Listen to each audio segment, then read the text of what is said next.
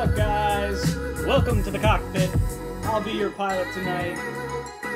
Man, we got so much to talk about. We got the NFL draft coming up. We got Game of Thrones premiering last night. How many people were hyped on that? I'm sorry. Man, I've been waiting 2 years or a year and a half for Game of Thrones to come back. So it has been a long, long journey. Let's see, how's this audio? Audio looks good. Cool. All right. Man, this is new. All right. So we're going to work this the same way we have in the past. We are going to do the comment questions for the first half hour, and then we're going to open up the phone lines to all you Game of Thrones nerds and football Jet fans. Man, okay. What should we go over first? Actually, you know what I should do? Where's my phone? Oh, I dropped my phone. Pause.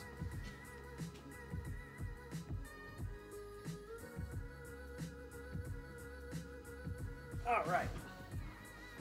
So I got some Instagram questions. So if you want to ask questions, you should go to the Instagram first. Let's see what we got on the gram.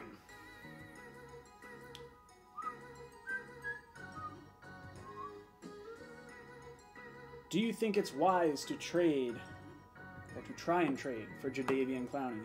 That is coming from Mr. Motivation 3 something. I can't see. I apologize.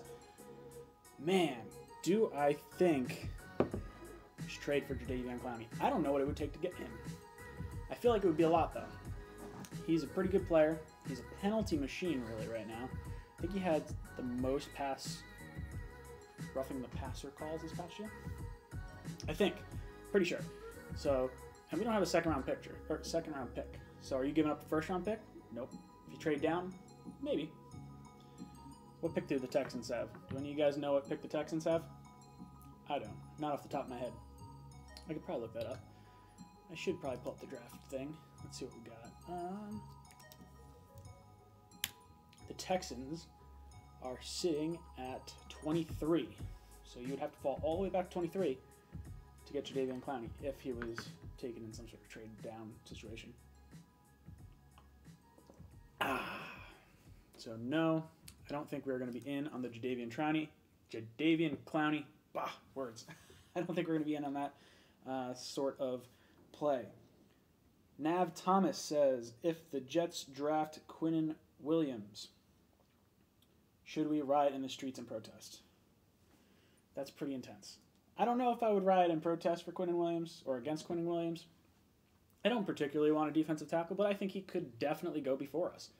I don't think there is a surefire, Kyler Murray, Nick Bosa ahead of us. I think Bosa could definitely fall to 3. I think Quinnen Williams could definitely go number 2, especially with Dee Ford in the fold down in San Francisco. What do we got? How do you feel about Ty Montgomery for backup for Bell? Thank you, Joseph. Thank you for tuning in again. I recognize your name, so it's good to have you. Let's see. What do I think about Ty Montgomery? I'll be honest, I haven't had enough time to do a good, for better or worse, or a good deep diagnostic look at it where I could give a 100% clear picture of how I feel. I don't think he's going to get a crazy ton of touches. The reason I kind of like Montgomery is because he's got a lot of versatility. The other part that I don't like about Ty Montgomery is that he is going to kind of knock some of our guys that I was hoping to see do well, like Cannon and McGuire. I like McGuire a lot, and I think he would have been a fine backup, and now I don't know if signing Ty Montgomery really helps him at all. That's a little bit concerning for me. Maybe you look at Cannon with his dropsies and his fumblies and all those. Maybe you think that's an issue, and he winds up not, panning out either way, and now we just got a better backup. I'm cool with it. It's a 1-year deal.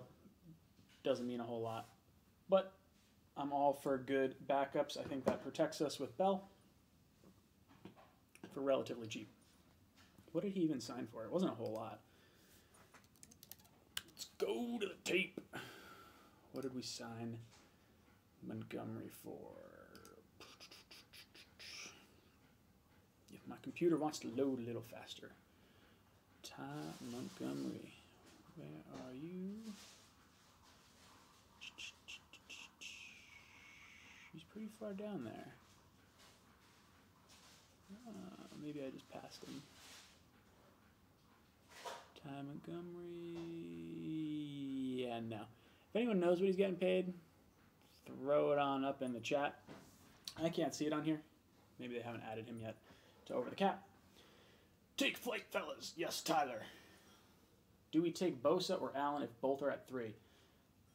I would take Bosa. I know there's injury concerns. I'm okay with it. I think he's so dominant when he's on the field. I'd be willing to roll the dice on that. But man, vet minimum. Thank you, GV Reflex. Thank you for posting that. That's what we got Montgomery for. So pennies on the dollar.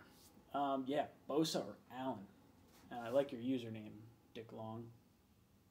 So when you have a, your name comes up in class and they have to call your last name first and then your first name second, everyone giggles. Your mic is very quiet. God, my mic is always very quiet. I gotta get a new mic. I apologize.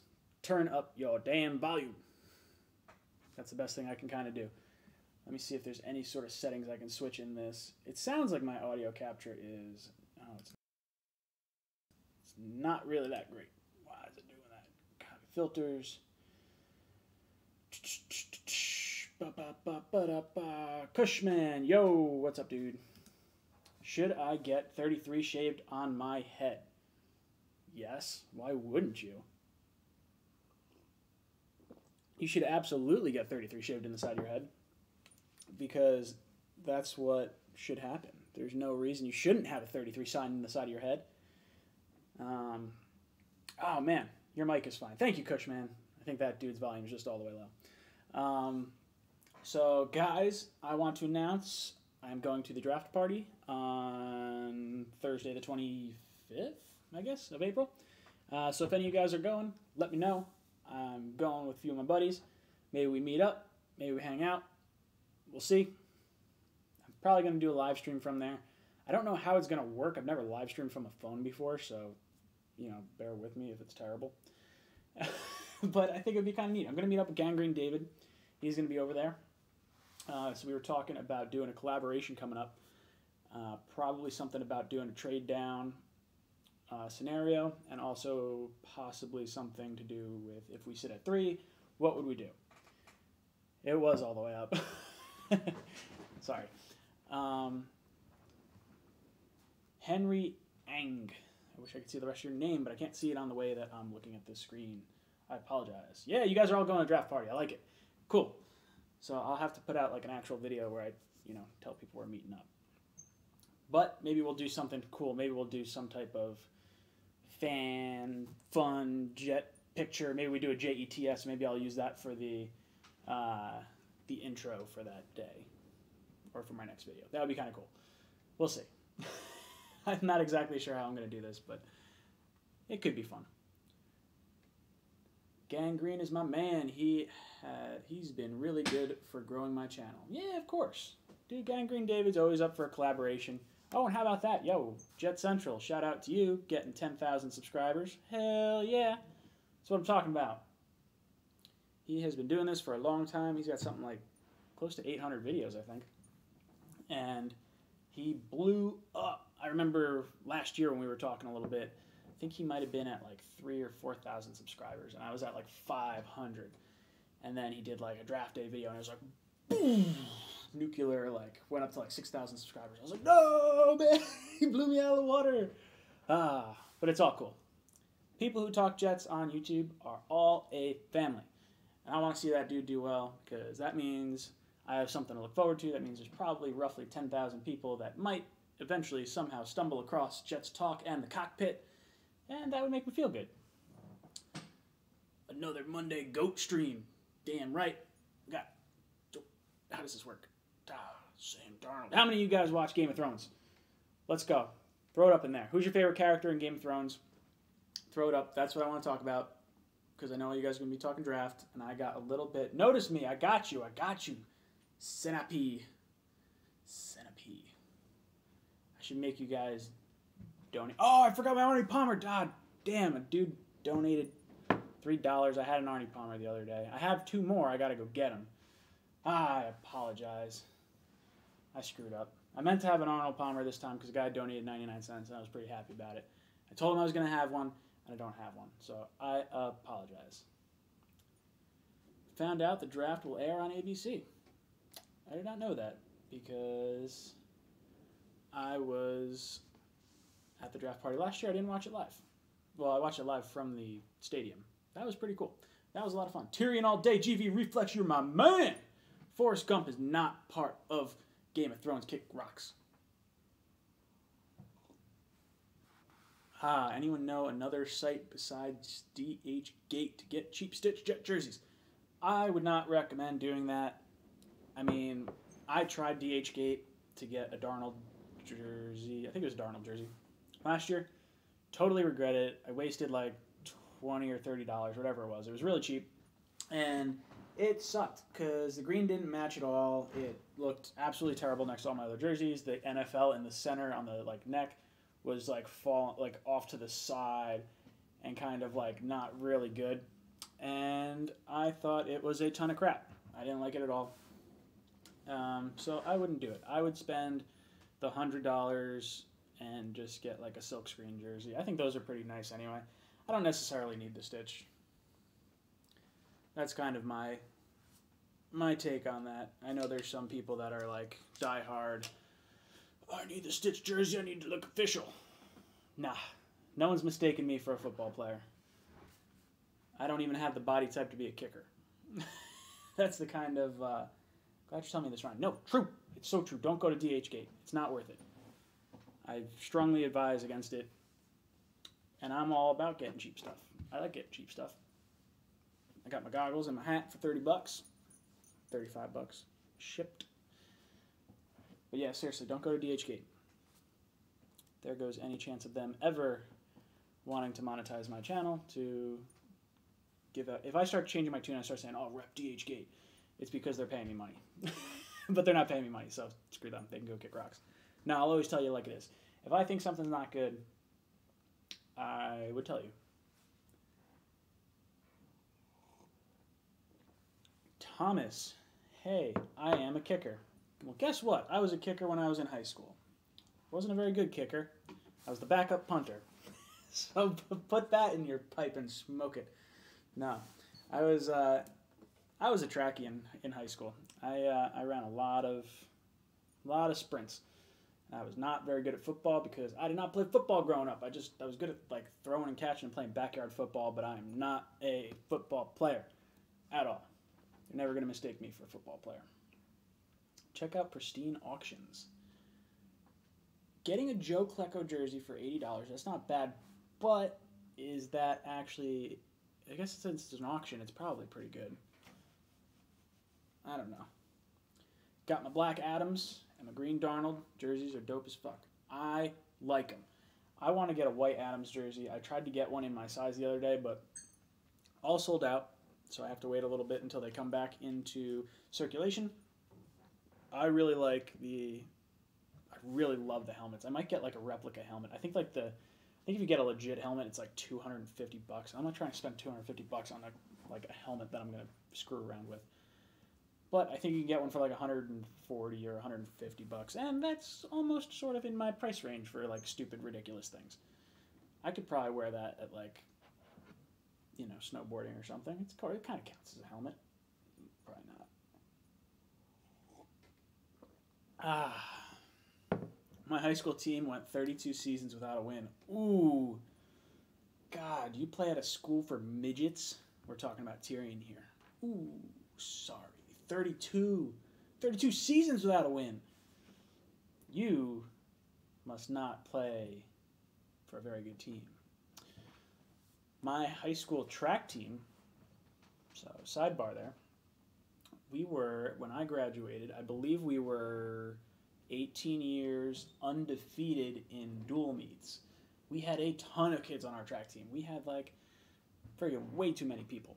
We had when my grade graduated high school, we graduated like 2/3 of the track team. It was crazy. Yeah, track. What is with Frank Clark? I don't know, man. I've been like, people have been talking about Frank Clark. What about Russell Wilson? Dude, Russell Wilson might go to the goddamn Giants. How pissed would you guys be if Russell Wilson gets traded to the Giants, and now, like, we don't even get to see the Giants with, like, a really bad quarterback. Like, we saw the Giants with, like, kind of not very good Eli Manning the last few years. But, God, if he goes to the Giants, and, like, they just go from Eli Manning to Russell Wilson, and, like, we had to go 50 years without a goddamn quarterback, I'd be a little upset. But I would like to see Russell Wilson. So if he goes to the Giants, at least it makes New York relevant and fun and whatever. I don't know. But yeah, what's up with the Frank Clark rumors? What would we have to give up to get that dude? You're going to have to give him a massive contract. So you're talking somewhere in the realm of a D Ford type contract, which I actually have up right now. So let's see what that contract would be. D Ford signed for $85 million. So you're talking at least $85 million for Frank Clark. And I like Frank Clark. I think he's actually better than D Ford. I think he's better than Trey Flowers. I like DeMarcus Lawrence a lot, but I would definitely consider getting Frank Clark if we could do that.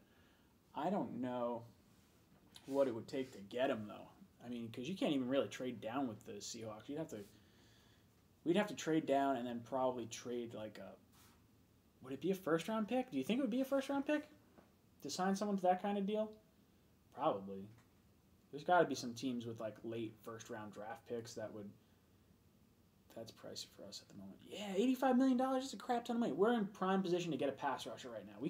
We're gonna get one of Josh Allen or Nick Bosa, guaranteed. And if they go 1-2, we're trading out and we're getting a crap ton of picks. So I'm good either way. But there's no way that I want to spend $85 million at this junction and give up a pick. No way. We should have signed Justin Houston in free agency. You guys know I've been on that hype train for a while. The fact that they didn't do that got me a little frustrated. Jets should pass on Clark, draft Josh Allen for pennies compared to Clark's $20 million tag. His tag, I guess that tag would be a little bit more, but he's actually only getting paid $17 million right now. But whatever. It would take some thirds and a future second rounder. For thirds and a second rounder, to know you're getting a legit player, and then at 3 you trade down and get more stuff, I would consider it. I think there's something there, but I think you can get a pass rusher. I did a video, maybe it was a live stream. What did I do? I did something where it was like if you had a quarterback with Sam Darnold and like a Nick Bosa or a pass rusher at number 3, you're saving like $35 million against the cap, assuming those two players would have gotten top money, performing at like the skill level they should be, like being a 3rd overall pick. Now we know Darnold's going to get a ton of money after his rookie contract's done, and we don't necessarily know what we're getting in a pass rusher, but generally speaking, if those guys are good, you're saving yourself $35 million a year while they're on their rookie contracts. That is huge. It was fuck, marry, kill. Kill, fuck, marry. That's close, Swanee. I appreciate you got all the letters right. You're just a little like dyslexic and threw them in the wrong order. Fuck, marry, kill. It's okay. Oh man, someone else. What did you guys say? Houston would have been a solid pickup. I doubt Wilson goes to the Giants. I don't think they have the money. And Russell Wilson wants to be the highest paid quarterback. Eli's making $25 million. Dude, if they could get Russell Wilson, they'll get Russell Wilson. I don't care what the money costs or what it's going to like. Yeah, I know they don't have a ton of cap space right now, but that's when you give him a fuck ton of money up front in a signing bonus, and then you restructure it next year because they're going to have like $100 million after Eli's off the books. So it makes, if you can get Russell Wilson, you figure out a way to make it work. You give up number 6, you give up number 17, and you have a franchise quarterback for the next 10 years. And since you don't have Odell and you're not paying Barkley a whole lot of money, you now get Russell Wilson behind an offensive line that is slightly revamped and also mobile and able to, create things with his legs. You just re-signed Sterling Shepard. I think it would be a great move if you could do it. Now, I think the Seahawks would be out of their damn mind to get rid of Russell Wilson. I think that dude's an incredible quarterback. I think he's really good. It would not make a lot of sense. Steven, you've been talking about Brian Burns since last week. I'm pretty sure you were the same one that was talking about it. I haven't watched enough of him, so I apologize. I know he's pretty good. The moment you realize the Jets, the best Jets head coach outcoached 3 of the greatest coaches of all time. Are you talking about Rex? Is that who you're talking about? Like, outcoached. I don't know. How do you feel about Eli as a 2-back? Backup? Backup, Steven. See? I remember. See? I'm getting to know you guys now. This is kind of cool. I never did live streams before until I started doing this little cockpit thing. I have fun with all this, like, designing stuff and, like, making all that stuff myself. So it's kind of cool. I like that I get to know you guys. I like that I get to see the same people on the call-ins. Like, I got my buddy out in Long Island that calls in all the time. He seems to call in, like, right when I have, like, a half hour left, and then we talk for, like, 35 minutes. I'm like, God damn it, I got to get off the phone. Oh, Eli McGuire as the number 2 back. I think you're talking about, see, confusion. I was talking about Eli Manning. You're talking about Eli McGuire. Cockpit is fun as fuck. This is awesome. Yeah, dude. I approve. See? This is fun. I got to get... As you going to talk about Thrones, or did I miss it? Big Green. Let's talk about Thrones. I can talk about Thrones. We got 7 minutes before we start going to the phone. And I hope you guys call in with some good Thrones questions because I can go on a Thrones rabbit hole. I got a whole theory about what's going to go on. And I was a film major, so I say this a lot, so you guys are probably sick of me saying that. But I have a whole theory about how things are going to go. I've read the, 3.5 books. There's 5 out. So I'm, halfway through 4. But they're so damn long. And I never have enough time to read. And when I do have time to read, I just started talking about, or doing all this jet stuff. So I didn't really read over the winter. I just kind of, made videos for you schmucks. Someone's calling me. Sorry, I'm not taking phone calls yet. Phone calls don't happen until 8:30. Follow the rules. Sorry. Hanging up. Game of Thrones talk. I'm out later. Meatball. Come back, Meatball. Get over here. I like you. You can stay a little while. I gotta go. It's been fun while it lasted. Take care, boys. Go Jets, Swanee. I love you. I live in Eagles territory, so I always look forward to Monday night Jet Talk football. Yeah! That's right, guys. Man. I was hoping we'd get up to 4,000 subscribers a little bit quicker. I wanted to I want to give away a shirt. But I'm giving away a shirt for the mock draft challenge, which is in the description, which I don't know if you guys can see. Can you see the description right now? Yeah, you guys can get down there. Seriously, go. Did I actually add it in there? No, I'm not sure. Yeah, the mock draft contest is down there. So go down, join the mock draft challenge. It's literally 1 round of mock draft, and it's, they have a power ranking, so you literally just, click dudes. It takes, 2 seconds if you're really, fun, and you get, or if you really, have the time. And it's neat because you get to, get points based on if guys are taken in the first round, so you don't even have to get the pick right. If I were to pick Nick Bosa at 2 and he goes 3, I still get points because he went in the first round. Or if a team trades out and he goes at the right pick and things happen, or he goes to the right team, there's all these whole different things that could happen. And I think we only got 26 people signed up. It's the winner of this, which is a total crapshoot, is going to win a shirt. Don't you guys like my shirts? I like my shirts. I bought my shirts.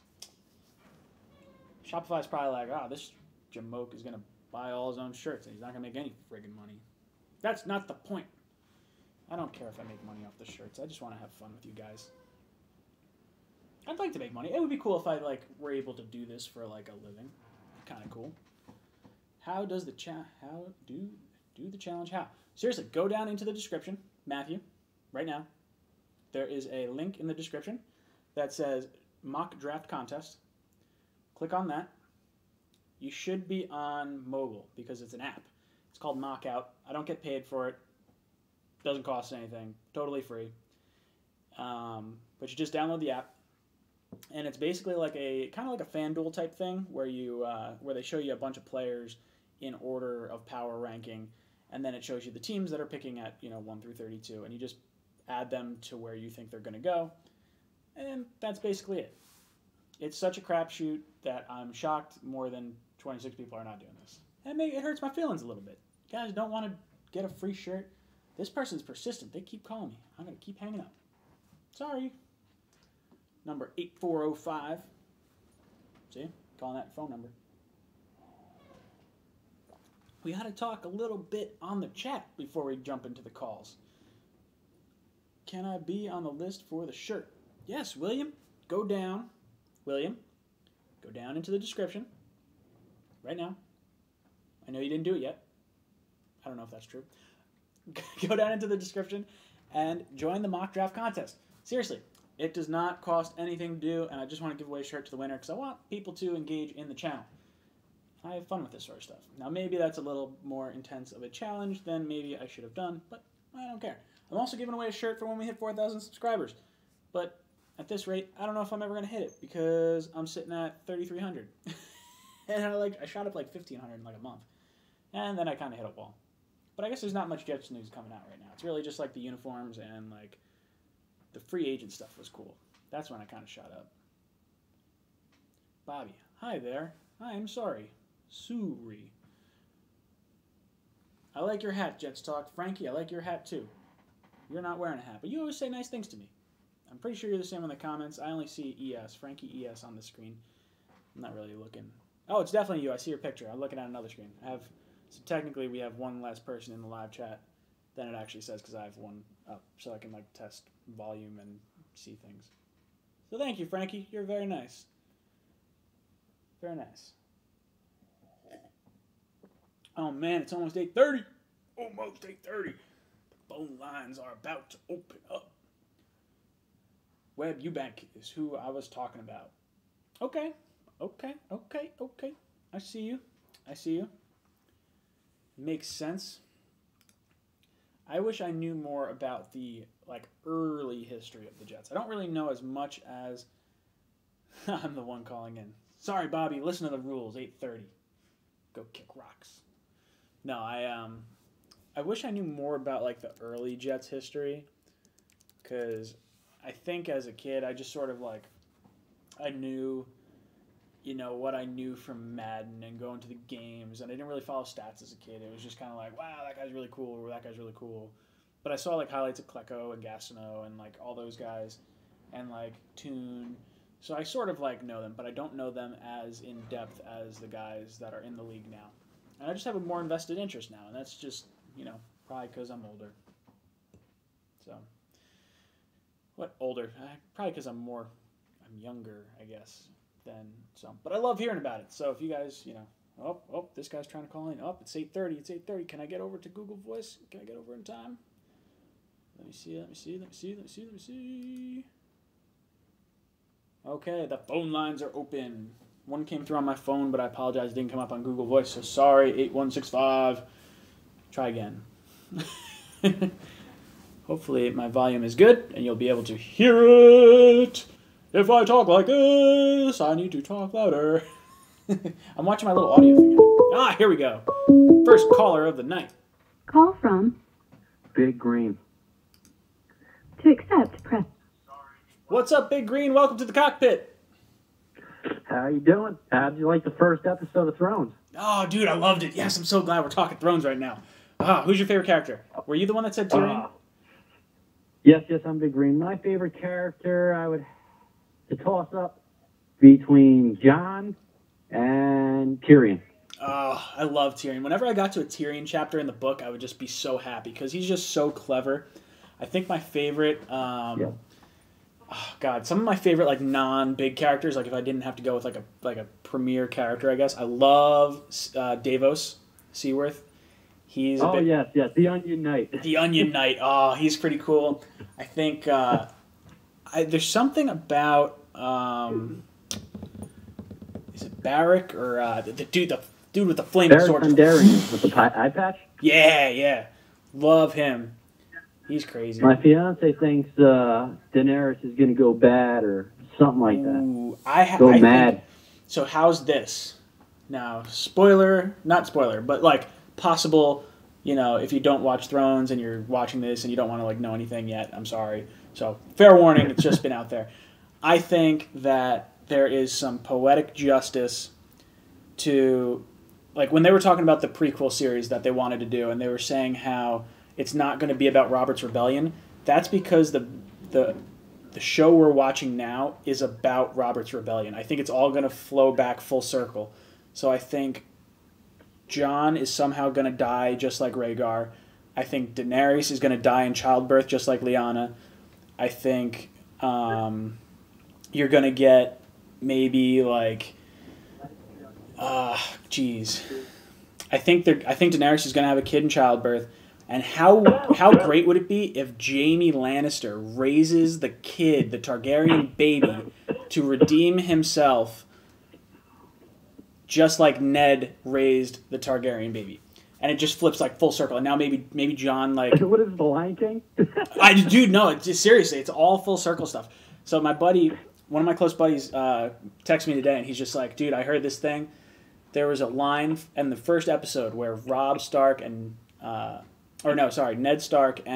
Robert Baratheon are talking in the crypts, and Robert turns around and he goes, "You have a daughter, I have a son. Let's Yes, but I think that's Gendry. Yes, Gendry and Arya. That's what it's going to be. It's going to be Gendry and Arya. That's what I was pulling for. Oh man, I didn't even think of that until my buddy sent it to me today, and I was like, oh god, that's perfect. And I thought I'm in a death pool right now. I think Arya is going to die.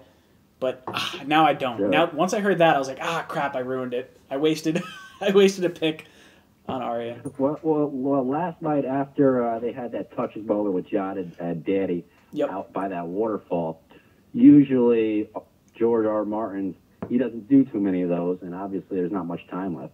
Yeah. So I think one of them is going to end up getting killed. I'm thinking it's Danny, just for the fact that Ygritte said the same, like nearly the same thing in the caves, and I don't even know what season that was. Yeah, dude, I think you're right. I think both of them are going to die. I think that's what's going to happen. I think Jon maybe turns into the Night King. There's some like thoughts that the Night King is really like not that bad because they only really started coming down and like fucking shit up when I guess the first episode the White Walkers were there, but they took the baby. Like Gilly's got that baby that was supposed to be given up to the Night King, and are they coming for the baby? That's kind of like... I don't think so. I think that's a little conspiracy theory. Yeah, I do too. But do you think Tyrion is a Targaryen? No, Tyrion's not a Targaryen. But I do not think Tywin's his father. Oh, I heard your girlfriend or fiance or whoever, who's that in the background? I heard her say it. She thinks it's true. He's definitely a Targaryen, and here's why. So... he's one of the 3 people that have touched a dragon. That's one. That's exactly what you just said. That's one. Number two, his mother died in childbirth. Right. The same way Jon's did and the same way Daenerys' did. And then number 3, he, oh God, what was the other one? Hold on. There was 3 things. It was, Tywin says, "You're no son of mine." Just like Ned Stark said to Jon, "You are my blood," which basically kind of says, I'm not really your parent in like, poetic terms. But I don't think the show's going to do it. I think the show's not going to touch the Tyrion Targaryen thing. I think that's a book thing that's going to wind up happening because there's just not enough. They said the books aren't that far off from the series. Yeah, but how we get there will be different, but the outcome will be nearly the same. I think the major plot points are going to be the same, but I think there's things that are not going to be touched on. And like there's a lot of cool things in the books that they just don't have time to do. And that's one of the things that I think they've already had the whole mystery with Jon's parentage and everything. I don't think they're going to try and touch it with Tyrion. All right, I think I got to talk some Jets stuff now. Ask me a Jets question because I'm losing viewers here. What about that rugby player the Jets just signed? The rugby player. 23, Valentine Holmes, I think his name was. Valentine. God, I haven't kept up as much. I've been back at work, so I haven't really been doing much. Let's see. Jets Rugby. What position? He's a rugby player. I think he got signed to the practice squad, but he left like $5 million on the table over in the Australian Rugby League. Oh, okay. I see him. Valentine Holmes But to practice squad. I'll let you talk to somebody else and call it. Okay. Dude, I'm glad you called in. I love some Thrones. All right. Thanks, man. Okay.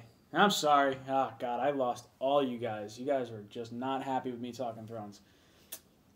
God, I just got the wrong fan base. I'm sorry. Maybe I got to make a Game of Thrones channel. Start talking about that. Leave you guys in the dust. Nah, we'll talk Jet stuff. No more. What's my favorite color? It's green. Of course it's green. We'll talk some football now. Sorry, no more Game of Thrones questions, because then I start losing people. Call from Vinny. Yo, what's up, Vinny? Welcome to the Cockpit. Nothing, what's up? Hanging in there. What do you want to talk about?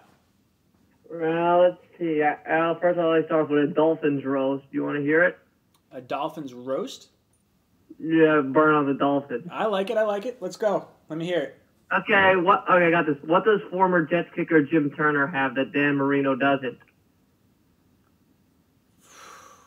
I mean, I don't know who that kicker is, but I assume a Super Bowl ring? Yep. Yeah, I don't know our I think I know Namath. I think that's the only person from our Super Bowl team that I could actually pick. What about Don Maynard? Dude, I do, yeah, I guess. I'm just I kind of, as this is your opposite comment, said I'm not familiar with Jets. That's actually how I became a Jets fan. Just learning my town's history, because that's where they practiced in the '60s. Oh, cool. Very neat. Yeah. In fact, my high school teacher who grew up here, when they practice here, has something that I have never seen before anywhere on the internet. Oh, yeah, a complete autograph collection of the 1968 Jets Super Bowl championship team. Oh, man, that's awesome. Every player, every coach, every assistant coach on 2 footballs. Man, that's some little writing. That's crazy.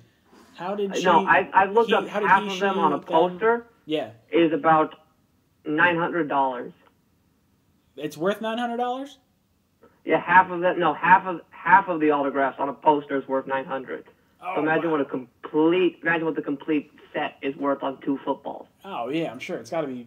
If I had that, I would probably put that in a sealed case, and it's one of those things that it's too sentimental. You can't really sell it, but I bet it'd go for a few $1,000s. Yep. Although, yeah, I found it he did a whole around the time, I think it was when the Jets blew that. I think it was around the time of around the time we lost to the Vikings that my town had an exhibit on the Jets. Mm-hmm. And I was just pissed off because I missed it. Now, he had a whole bunch of stuff there, and he had a lot of player autographs, jerseys, programs, and he had video presentation. There's a lot of interesting stuff. It's on my town's museum's Facebook page. Nice. Now let me ask you something. I saw someone comment in the comments before, talking about the Ian Rappaport thing, saying that that Quinnen Williams will definitely be gone before the Jets pick.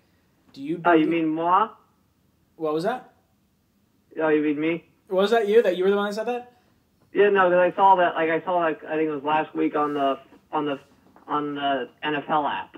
It was Yeah, I think I saw. So I'm thinking about that. And I was thinking about that. I think I saw it pop up on Twitter. If Murray if you believe the Murray rumors that he's surefire to go to the Cardinals at 1 and Williams goes at 2, yep. Who are you going to pick? The better player or the better player in Bosa or the better fit in Allen?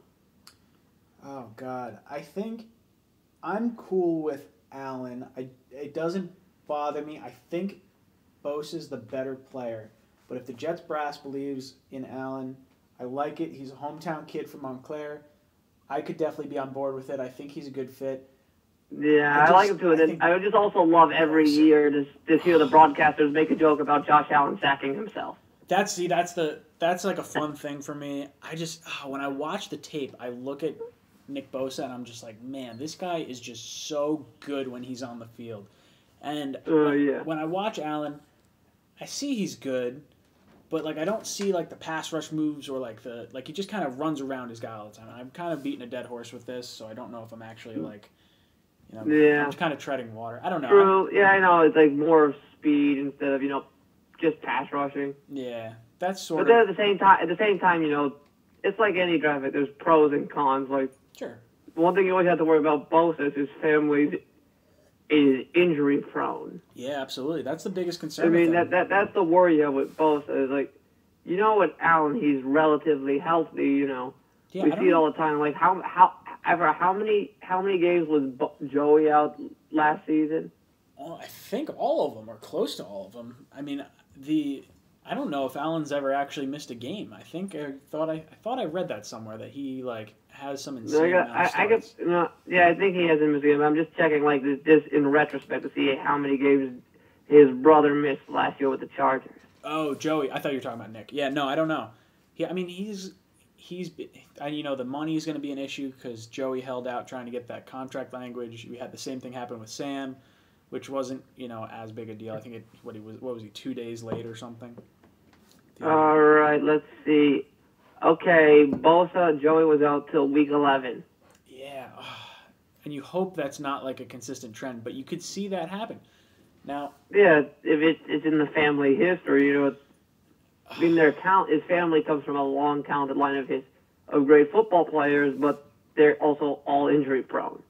Yeah. Although on the plus side is, if I'm correct, their father was a Dolphin, correct?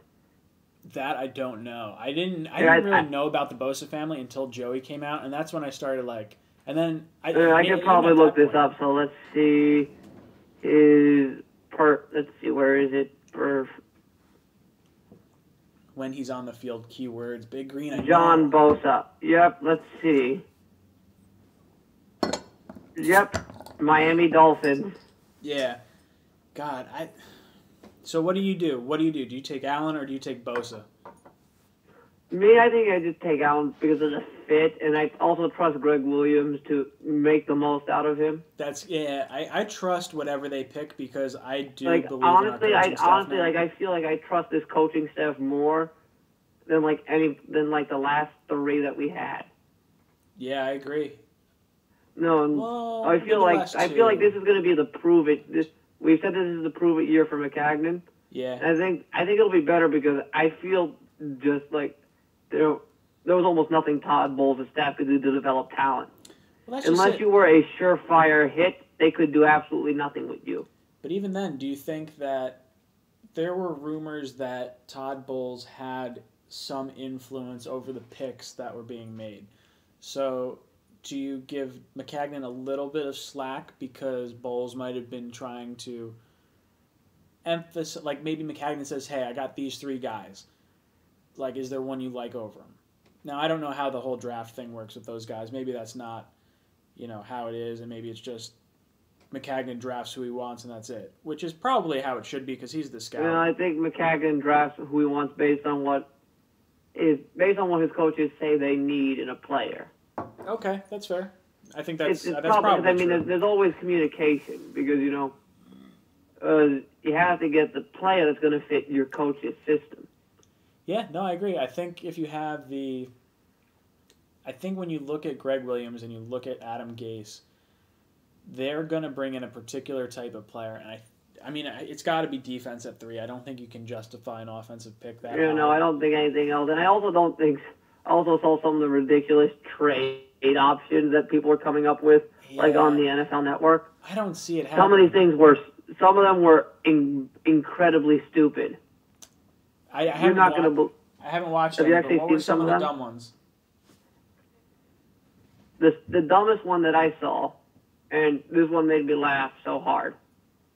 I have not laughed this hard since the time I was in a Puerto Rican restaurant and a woman walked in asking for Mexican food. That's pretty funny. That's pretty bad. No, yeah. I mean, it's everything Spanish. was and there was a Puerto Rican flag right above the register and Puerto Rican license plates right next to it. Oh, jeez. What was the trade? Yeah. Buffalo. Nah, when people say Buffalo and people say the Dolphins, I just want to smack someone. It's like the Jets are not trading out with a division rival. The first rule of trading is never trade in your own division. Yeah, that's people. Never help your own division. That's the one thing that I do really love about my channel is I feel like I'm relatively level-headed with some of my stuff, and when you look at ESPN and you look at NFL Network, there's a lot of bullshit that goes around. Now, my favorite analyst, no, some of the stuff is just ridiculous. It makes me laugh. It literally makes me laugh sometimes. Like just some of this nonsense things. You know who my favorite analyst is right now? I love Ryan Clark. I think he's one of the smartest people on sports talk news right now. Okay, well, what network is he? I don't know if he's got a particular network. He's on ESPN a pretty good amount. But he I don't know if he's just like kind of hops on as like that side guest. I don't have cable anymore, so I really don't watch ESPN that often. No, but I just don't. Nah, I haven't watched TV in a while. I only watch when football season. I only watch football, baseball, and occasionally when there's a good Marvel movie on. Oh God, I love Marvel movies. I'm busy catching up for Endgame. I have to watch that new Super Wonder Girl thing. Captain Marvel. Yeah, I just saw it is pretty good. Okay, don't tell me anything because I want to watch it. I've been meaning to like see it. I just haven't had any time. No, but I'll just say there's a Don't you tell me there's a twist or anything. I don't 90s nostalgia. What was that? How much do you know about the movie though? I don't really know anything about the movie. I try not to watch trailers too often because they give away too much of the movie. Yes, I know people sometimes do it. Right now, so I saw that. I need to catch up. I need to see Spider-Man. I need to see Guardians of the Galaxy 2. I need to see Black Panther. And then, I'm going to watch Infinity Wars, the day before I see Endgame. Now, you didn't see Infinity War yet? No, I'm going to see that, right before I see Endgame. Oh, Infinity War was so good. You should definitely catch up because that was really good. I'm all caught up outside of the last one, so I think it's gonna be really cool. I just saw the ones that I just saw. So I just wrapped up Ant-Man and the Wasp. That one's pretty good. I like the first one a little bit more. You need a caller timer. Oh no, I'm getting the caller timer thing. We've been talking for. I'm going to cut people off in 5 minutes. Have a good one. Always go Jets. I love you, Vinny. Call in next week. I'll call him next week. All right. Oh, okay. DMAC 08169 from DMAC 08. Did that happen? Why didn't it pop up? I usually get like a little blip. Oh. Whoa, DMAC donated $1.69. What's up, brother? That's my buddy. That's my best man right there. I told him he was going to donate 69 cents, but he couldn't donate 69 cents. So I think I told him 99 cents was the only thing he could donate. So I guess that was the the final verdict was $1.69 because that actually worked. We got another caller.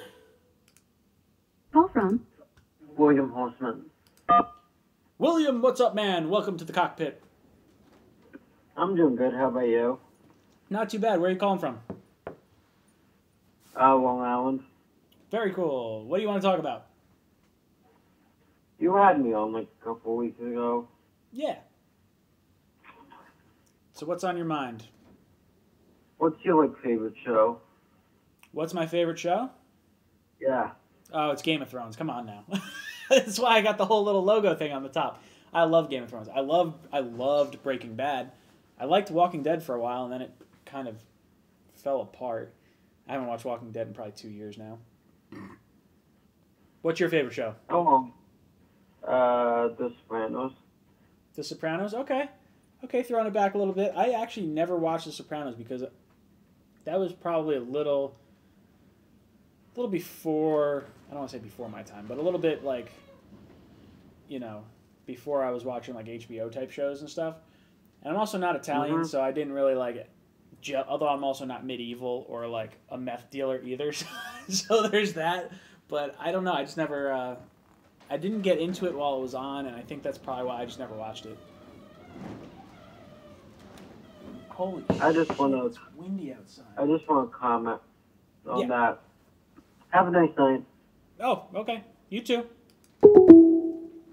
Yeah, okay. His favorite show is The Sopranos. I can respect that. That's cool. I should probably watch it. I watched the first episode, and then I didn't get very far after that. Oh, I'm losing a screw from my chair. In a van down by the river. Wow, you need to watch The Sopranos. I know I need to watch The Sopranos.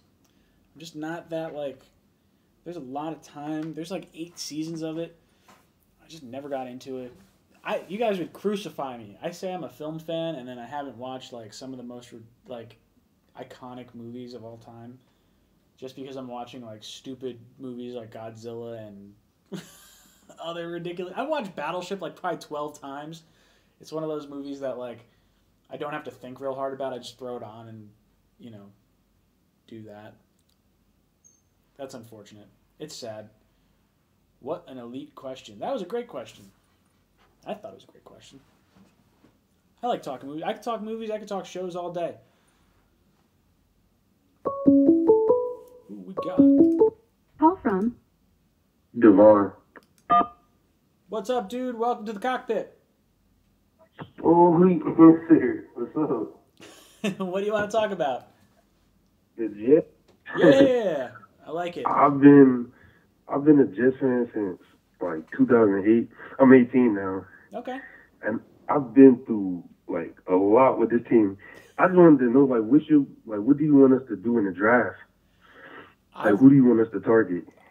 God, man, we haven't had a pass rusher since I was not little, but like relatively little, since 2006 or 2005, I guess, before we traded away John Abraham. And watching him play was just incredible. And I got so salty when he decided to, like, I don't want to say fake an injury, but like hold out due to injury. When I think we went against the Steelers in the playoffs. I think that's what it was. And he was just so dominant, and we really needed him.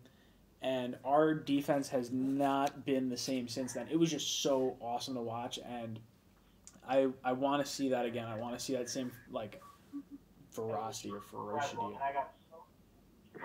I feel like, I don't know, like... You want to trade down? Huh? Do you want to trade down? Like, what's your thing? What do you want the Jets to do? See, that's the thing. Like, I wouldn't be mad. I understand that a lot of people like Josh Allen. I understand. Sure. And I understand why, but I feel like bringing in Le'Veon Bell, and I do not want the Jets to mess up Sam Darnold.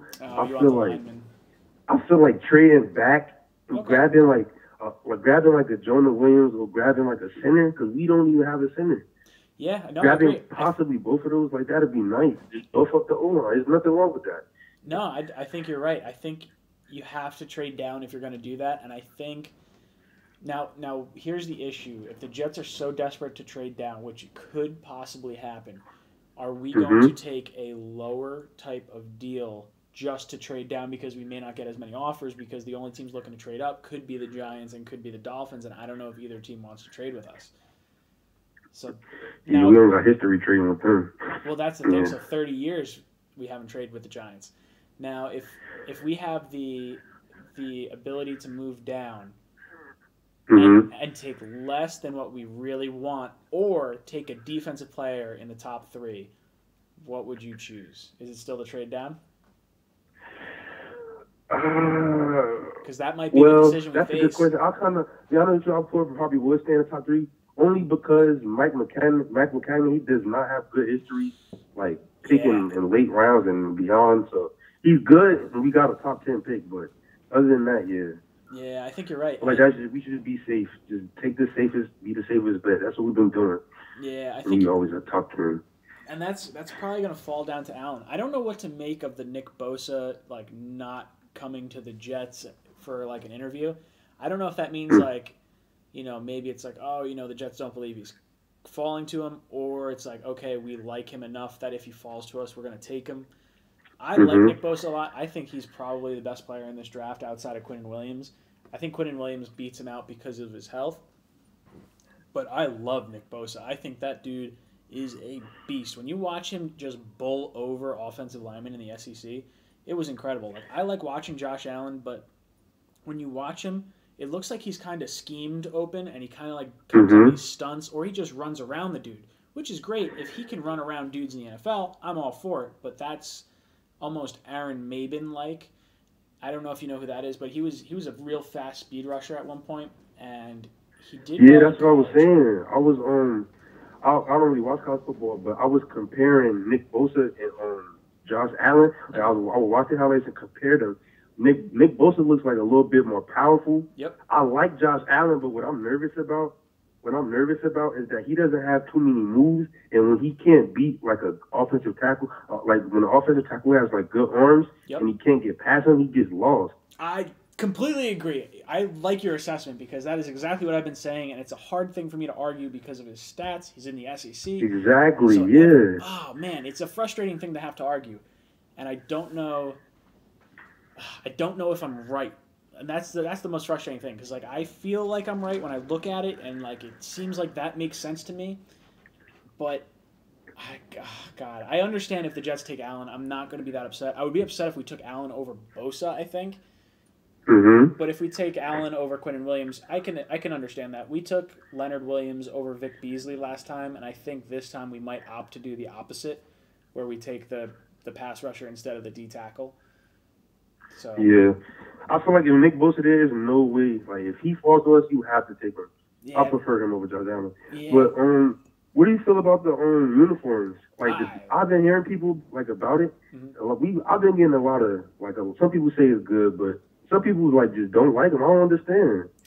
I like them. I like them. I think they're good. I'm not a crazy fan of the like that takeoff stripe or whatever they got on the side. Like I think that looks a little that's weird. Confusing to me. But I love the helmet. I think the helmet's so badass. I love like that chrome kind of green. I like that it's not what I didn't like the white helmets with like that green football looking logo. I like that it's like white Jets. I don't think they needed the little football on it. I think that's a little weird, but overall, as far as like, you know, a total overhaul of jerseys go, I think we really could have been a lot worse, and I'm okay with it. I'm not like 100% in love with it, but I don't hate it at all. Yeah. I like every uniform except for I don't like the one that Sam Darnold was advertising when he had the green helmet with the green jersey with white pants. I didn't like that. But I like the all white, I like the spotlight white, I like the all black one, and I like the all green one. Yeah, I like them. That was it. I think I like the white and the black more than I think I like the green, which is weird because I've always loved the green jerseys and I don't necessarily love this green jersey yet. It might need a little bit of time to grow on me, but that would be the one that I'm not 100% sold on. Yeah, I'm just happy we got a lighter green because I was begging for a lighter green. Yeah, I'm not crazy on like the dark. Well, it's kind of crazy because now I have all my logos and shirts and stuff that are all in this dark green, and I'm not changing it. It takes too much time to change this stuff. I'm gonna keep it. I have the little like jet like arrow thing, and that hasn't been relevant since '98, so I'm just gonna keep it the same. Yeah, I got a Sam Darnold jersey. I just got like in September. That's what I did, dude. I did the same thing. Green. Now, here's the cool thing. So I wasn't going to get one. I got it in November, or end of October, November. I got it for my birthday in November. I went to the Jets-Dolphins game, and that was the first time I got to wear it, down in Miami. And the reason I got it is because one of my coworkers was like, hey, you could have Sam Darnold's rookie jersey. And I was like, sold. That's all I needed. I just needed some little push. And that's what did it for me. And I also saw like you live in New Jersey. I live in New Jersey too. I'm in Newark. Oh, nice. Yeah, I'm not that far away. I'm in Riverdale, so I'm like probably half hour from you, roughly. Are you going to the draft party? Huh? Are you going to the draft party at MetLife Stadium? It's free. I don't know. I gotta see you. I don't see why I shouldn't. I'll be there probably. See, it's kind of cool. It's an interesting thing. Last year they allowed us to go on the field. This year they're not going to allow it because the Supercross is going on, so they're going to have all the dirt jumps and everything. But you're going to be able to go into like the locker rooms and like kind of walk around. So I'm excited for it. I'm going to run into Gangrene David and kind of bullshit with him for a little bit. So we'll see. And I got one more question. Sure. Do you think Robbie Anderson is going to be a 1,000-yard receiver this year? I think so. I think Robbie's going to be really good this year. I think the only reason he wasn't a 1,000-yard receiver last year was because we didn't really have an offensive line or like other sort of help. I think having Bell and Osemele drastically helped the offensive line. I think having Bell kind of stops the edge from crashing down so hard. Like he still has to account for Bell possibly getting the ball, so that might take a little pressure off. Now I think I don't think we can really do worse at center, right? Like that's sort of my thing. And Robbie's best trait is going down the field. And if we can get a little more time for Sam Darnold, I think Robbie's definitely going to have a big year. And I think there's no reason he shouldn't have had a better season last year than he did the year before. I thought we were a better team. I think Todd Bowles totally did not coach us well. I think Bates was a terrible offensive coordinator. And it was kind of frustrating watching him coach. Oh my goodness! God damn it! The wide receivers have all come out and said man, it was just so predictable. Everything we ran was just they knew it was coming, and that's telling to me. Yeah, I feel like I don't want to get too excited because I've been watching a lot of football now and I know. Mm-hmm. I feel like a lot of Jets fans are going to be mad, but I feel like I feel like we're going to fight for a playoff spot, but I don't think we're going to get it. I feel like we're going to be good when Le'Veon Bell is in the second year of his contract. That's when I feel like we're going to be really, really playoff bound. I agree. I do think Sam Darnold's going to win us a Super Bowl, and I do think it's going to be while he's on his rookie contract. So I think in the next 3 years, the Jets will win a ring. I think Brady's going to retire in the next, 2 years after this season, and I think that will be when it happens. I think we're going to load up on talent next year too. I don't know. I think there's the window to win a Super Bowl is really while you're on that rookie contract. Mm-hmm. And I believe Darnold's good enough to do that. I think Baker's good enough to do that. I think Watson has the ability to do it. I think Mahomes has the ability to do it. And, I think if you had taken Darnold and put him on the Rams, I think they would have definitely beaten the Patriots. I don't think there's any question about it. At least in my mind, I think Goff lost that game just because he couldn't hit. Not having Gurley hurts too, but I think having a better quarterback would have won that game for them. Yeah, I don't know. I haven't been this excited for a quarterback in so long. Dude, I agree. I haven't been a Jets fan for that long. I only seen Mark Sanchez, Geno Smith. I only saw quarterbacks like that. I haven't really seen. And the thing what gets me mad about Sam Darnold critics is that they judge him, but they don't know this. They don't know what he went through this season. I was arguing with a Cowboys fan. Dude, I agree. I was arguing with. I agree. I did my Browns Jets video for week 1, and there was some Browns fan in the comment section that I was just ranting at, and I was like, "No, you're wrong." I have no problem against if you want to call. He was upset that I said Darnold was the consensus best quarterback in the draft, which he was probably the safest quarterback. Maybe not consensus best, but I don't understand why people are so salty on Sam Darnold. If you're salty, it's because you're looking at the stats and you're not looking at the situation he was in. Exactly. Or what he did. He made some incredible throws. I've never seen a quarterback like this on the Jets ever. The best quarterback I've ever seen on the Jets was Brett Favre. And outside of that was Chad Pennington. And I love Chad, but this is nowhere. Darnold's so much better than Chad. Yeah, I was arguing with a Cowboys fan. Mm-hmm. He was telling me how Sam Darnold sucks, this and that. I was telling him, all right, yeah, you could look. He was saying that. He was just when I argue, I use stats. When I use I'm realistic. I was telling him that he's comparing Josh Allen. He's comparing Josh Allen to Sam Darnold. He's comparing all these rookie quarterbacks.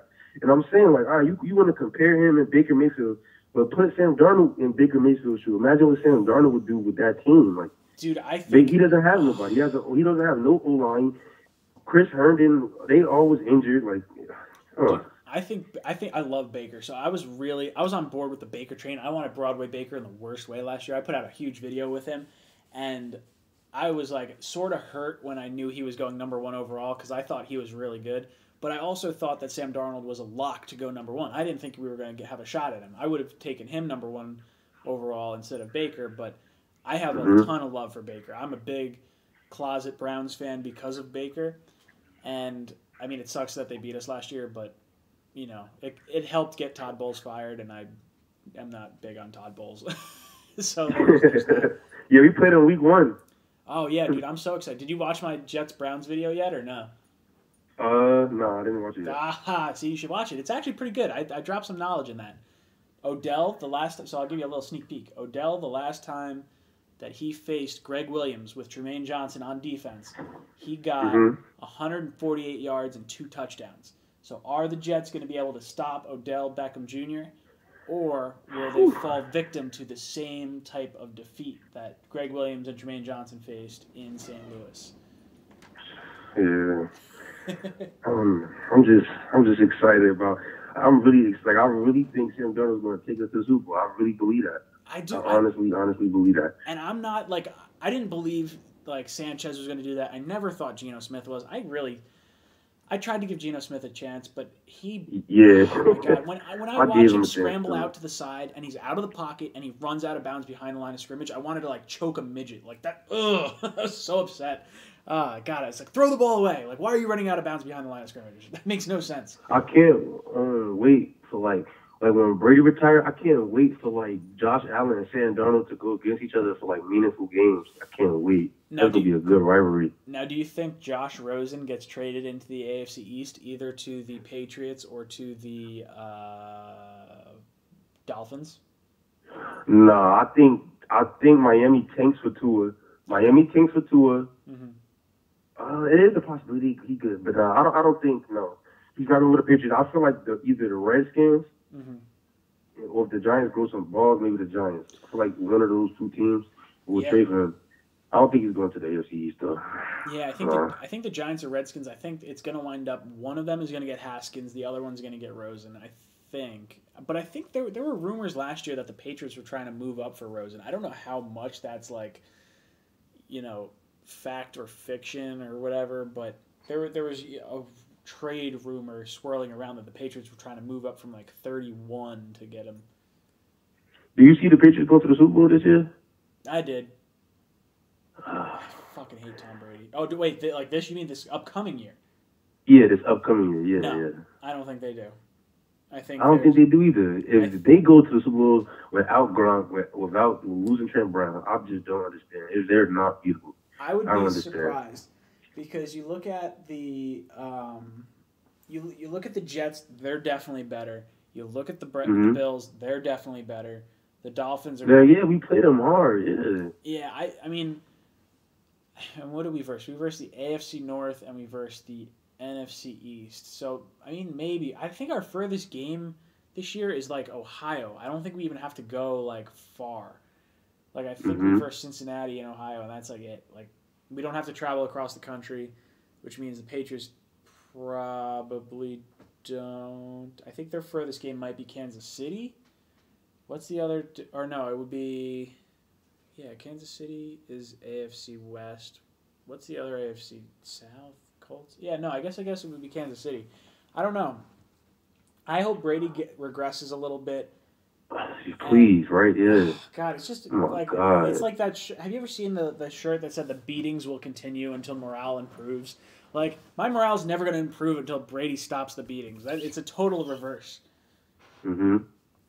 All right, dude. People be forgetting, though. I'm trying to tell people, like, even though they lost all these people, though, we can't sleep on them because the Patriots have 12 draft picks.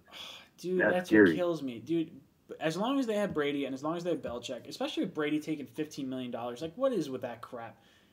There's no reason the best quarterback or one of the best quarterbacks in the game right now should be taking more than half of what he's worth. That in a hard cap league, that's bullshit. That's the equivalent of Kevin Durant, like, taking less money to go to the Warriors. Like, that's basically what that is. It's not quite the same extent, but it's pretty close. Yeah, he's making only about. I think it's like $15 million. 20 more million than Sam Darnold. Sam Darnold got like $30 million. Yeah, I mean, Darnold got like $30 million over 4 years or something like that. Like, Brady's getting, I think, $15 or $16 million for 1 year, but quarterbacks should be getting paid $25 to $30 million right now, and I think Russell Wilson's going to get like $33 to $35 million a year, which is just silly. He's bluffing too. He said. Do you think today was the deadline, right? Yeah, I was talking to a Giants fan about it. He think they might get him. Dude, I would trade if I was the Giants. I would trade number 6 and number 17 for him, straight up. Straight away, he's in his prime. He's still in his prime. Russell Wilson. I think him and Saquon, that's not bad. Yeah, and especially with that offensive line, it's a little bit more revamped, but still not great. So having the offensive lineman, or having the quarterback that can maneuver horizontally and like side to side, I think would be huge. I would absolutely sign up for Russell Wilson if I were the Giants. One other thing before I go, because I can talk football all night. Yeah, go on. What's up? Are you ever going to, like, you and Jet Central is like one of my favorite go-tos on YouTube for like Talk Jets. Are y'all ever going to collab? So get this. We collabed last year before the draft. He was a big Josh Rosen fan, and I was a big Baker Mayfield fan, and we were going at it a little bit. And I was like, I like Rosen, but I love Baker Mayfield, and then I was like, I love Sam Darnold. Those were the two that I really wanted. I wanted no part of Josh Allen. Rosen, I would have taken third. So if it went like, Baker, Darnold, then Rosen, like if it went 1, 2, 3, I would have taken Rosen. But I was not. I think Rosen's attitude was an issue from the start. I didn't think that would have collided with New York. Yeah, I like Jet Central. I would love to do a collab with him. I don't know if he necessarily wants to do a collab with me. We've talked about it. I told him I wanted to do one after free agency, and I haven't really reached out. He didn't answer my last tweet that I sent him. So if he wants to do a collab, you reach out to me. What you should do is you should totally comment on his videos and be like, you should do a Jets. Yeah, I will do that because y'all two gotta collab, and it'll be this will bring the whole Jets nation together. Yeah, that's just it. Because Gangrene David and I, we're always talking about doing collabs, and I don't care that how many subscribers he has or I have or Jet Central has. It's just fun to talk Jets, and if we can get the three of us together and do some sort of trio, and I don't know if we could do call-ins plus those three, or just have the three of us just banter back and forth. I would like to do that. I have fun. So whatever. Comment on his videos. Say, hey, you should do a collab with Jets Talk, and see if it actually happens. See if he reaches out to me. All right, 24. Jets 24/7. I'm out. Be safe. Thank you, dude. I appreciate you calling in.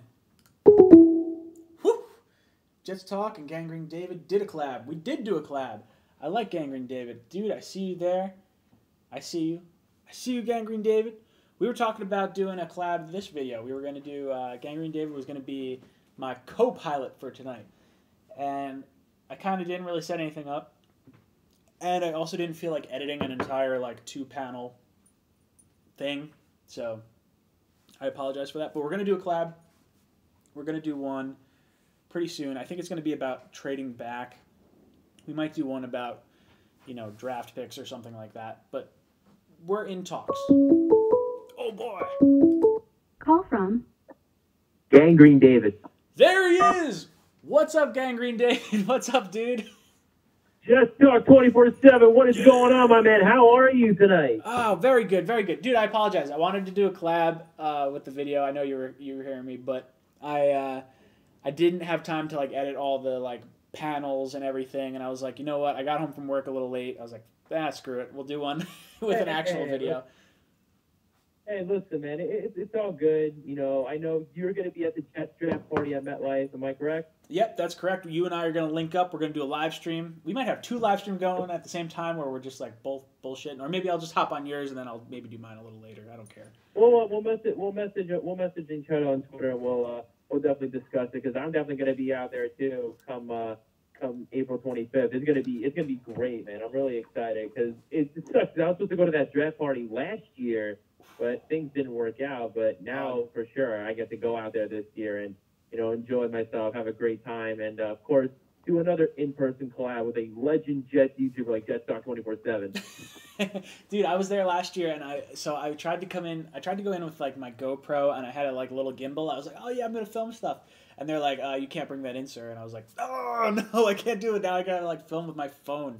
So I didn't wind up doing anything from the draft other than when the Jets picked Darnold and everyone went bananas. That was fun. It was a cool thing. It sucks this year we're not gonna be able to go on the field. Yeah, well, I went bananas as well, but I actually posted a couple of videos on my channel recently. One was about Mike McCagnon, and basically I was live one night, and I was kind of talking about, has Mike McCagnon finally led the Jets in the right direction? And I was kind of elaborating on how we witnessed a different Mike McCagnon, and a lot of the time I was talking about, of course, Mike McCagnon's spotty draft history in regards to mid-round picks. Mm-hmm. I mean, because of course a lot of those mid-round picks were gone after about a couple years. Yeah, but sure. What I was really talking about in regards to leading the team in the right direction is I think the free agents that he signed I think it was that first step in regards to a new direction for this team, because I think you see Mike McCagnon now approaching free agency a lot differently than you would have seen him throughout the last 2 years. Because you look at 2018 last year, he had $100 million, this and that, but the goal was to get a quarterback. That was definitely the first year.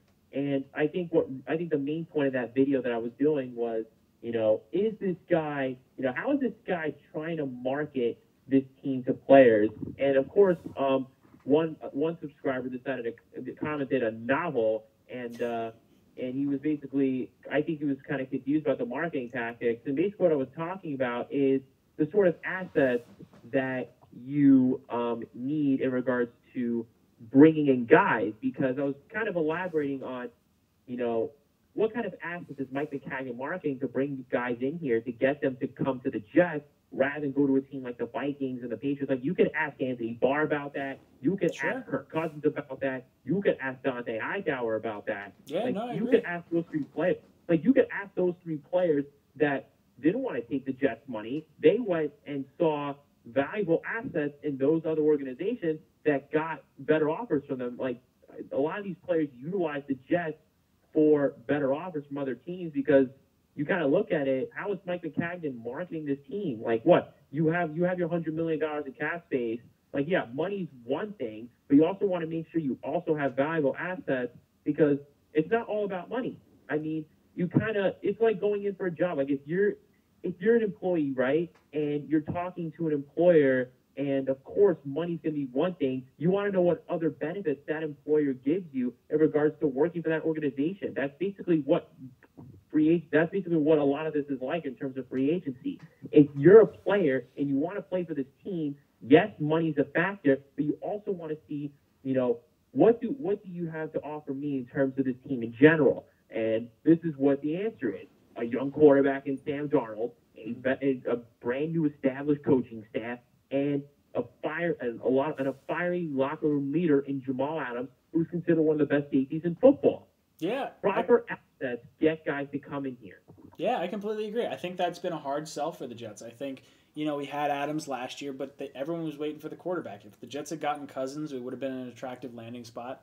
I think now that we got Sam Darnold, players realize that the time to win a Super Bowl is on a rookie deal with the quarterback. And you look at Baker, you look at Sam Darnold, those guys clearly are, I feel like a cream of the crop. Like, you could tell. I remember watching Tony Romo comment on, I don't know if it was a Monday night game or a Sunday night game or a Thursday night game, whatever game it was, where he was just like, Sam Darnold just has it. You watch it and he's a good quarterback. And he's basically just calling out everything. He's just like, this dude is a stud.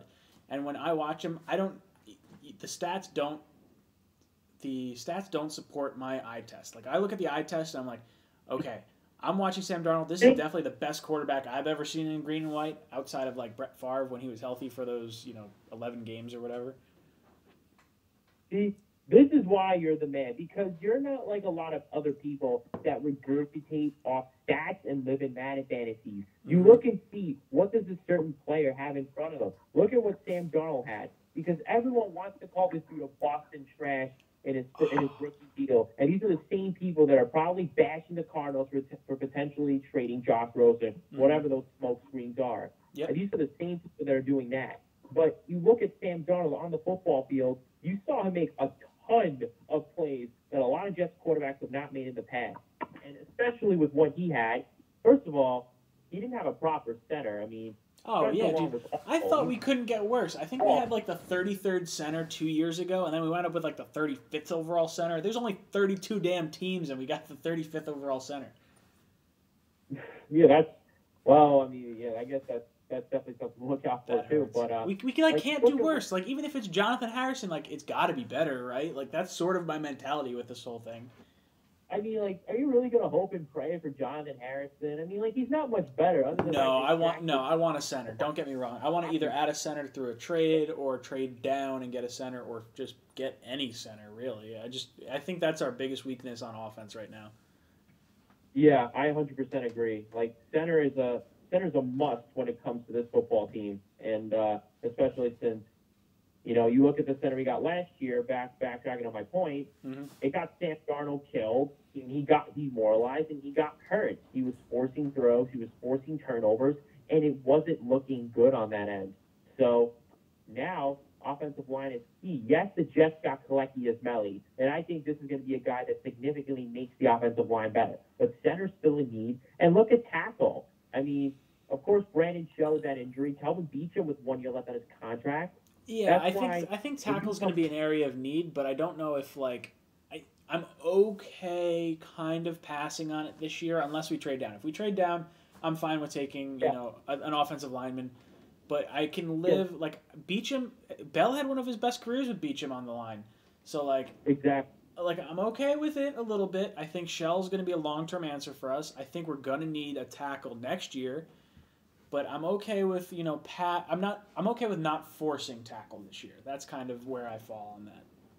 Yeah, if we trade down, then I'm drafting a tackle. And that's actually something I do want to discuss with you in my next video in regards to what should the New York Jets do in regards to trading down. Mm-hmm. And, of course, I do have a couple of players on my mind. But we shouldn't bring that up now. We got to wait and have people look it up when our video drops.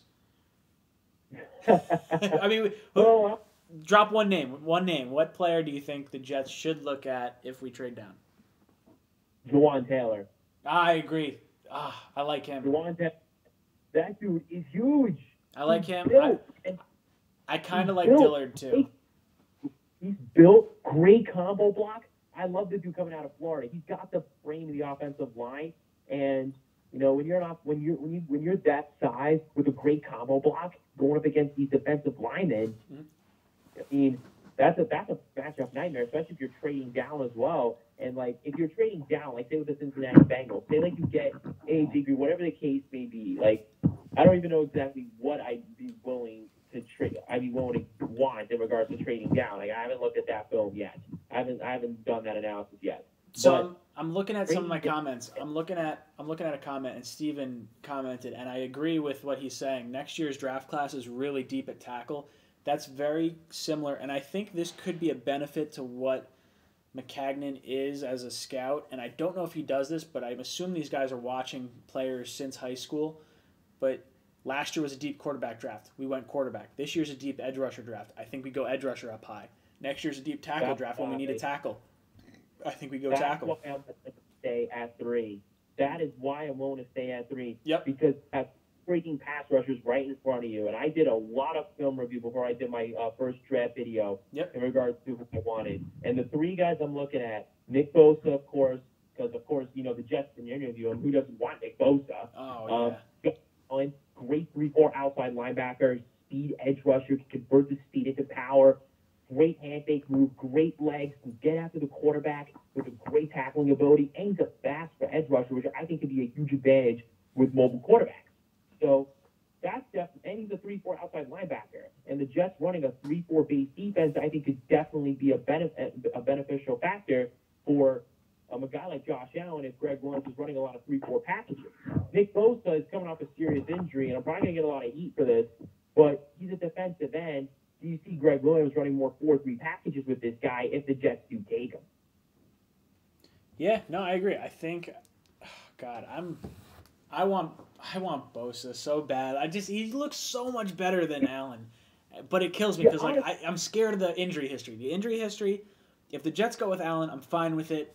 I'll roll the dice on it. I'm okay with that type of pick. But man, Bosa just looks so much better. Yeah, especially since Bosa's an all-around defensive end, pure speed to power rusher. That's what you want in a pass rusher. Speed to power, great matchup against offensive line, very sufficient with the double team, and you can line him up on both sides. He's a great matchup for left tackles and right tackles. Yeah, that's the one thing about Josh Allen that I am kind of a little bit skeptical on is him getting covered up in the double team, getting pushed in especially when it comes to the run. Yep. Because it's a pure speed edge rusher, and that can also drop back into coverage. But however, now do you take Allen? Do you take Allen if so let's say it goes Murray, Bosa, and then it's Quinnen Williams and Allen? Are you looking to possibly trade down? Is Allen that third player for you, or second player for you, or is it Williams? I feel like Allen would be that player. I love Quinnen Williams, and I would love the Jets to take him too. But the fact that look at their defensive line, they re-signed Stephen Clendon to a 1-year deal. They have Leonard Williams and Henry Anderson that they just re-signed. Yeah, defensive tackle. I feel like we're more in need of an outside linebacker kind of pass rusher than we are of a defensive tackle. I agree. I think if anyone's going to come with me, if anyone's going to come at me with that, come at me with that. But No, I agree with you. I think you're absolutely right. I think you look at the when you look at like what we did in 2015, and we had Quinnen Williams, or we had. It still looked fantastic. Go on. No, I said if you pair Josh Allen with another guy like Jordan Jenkins, I think it would be fantastic. I think it would be, because I think the Jets are more in need of that 3-4 outside linebacker, because we're already trying to address defensive line as best as we can. So give me Josh Allen, man. Like if Nick Bosa is gone within the first two picks, which I'm expecting it to be, Josh Allen is my guy.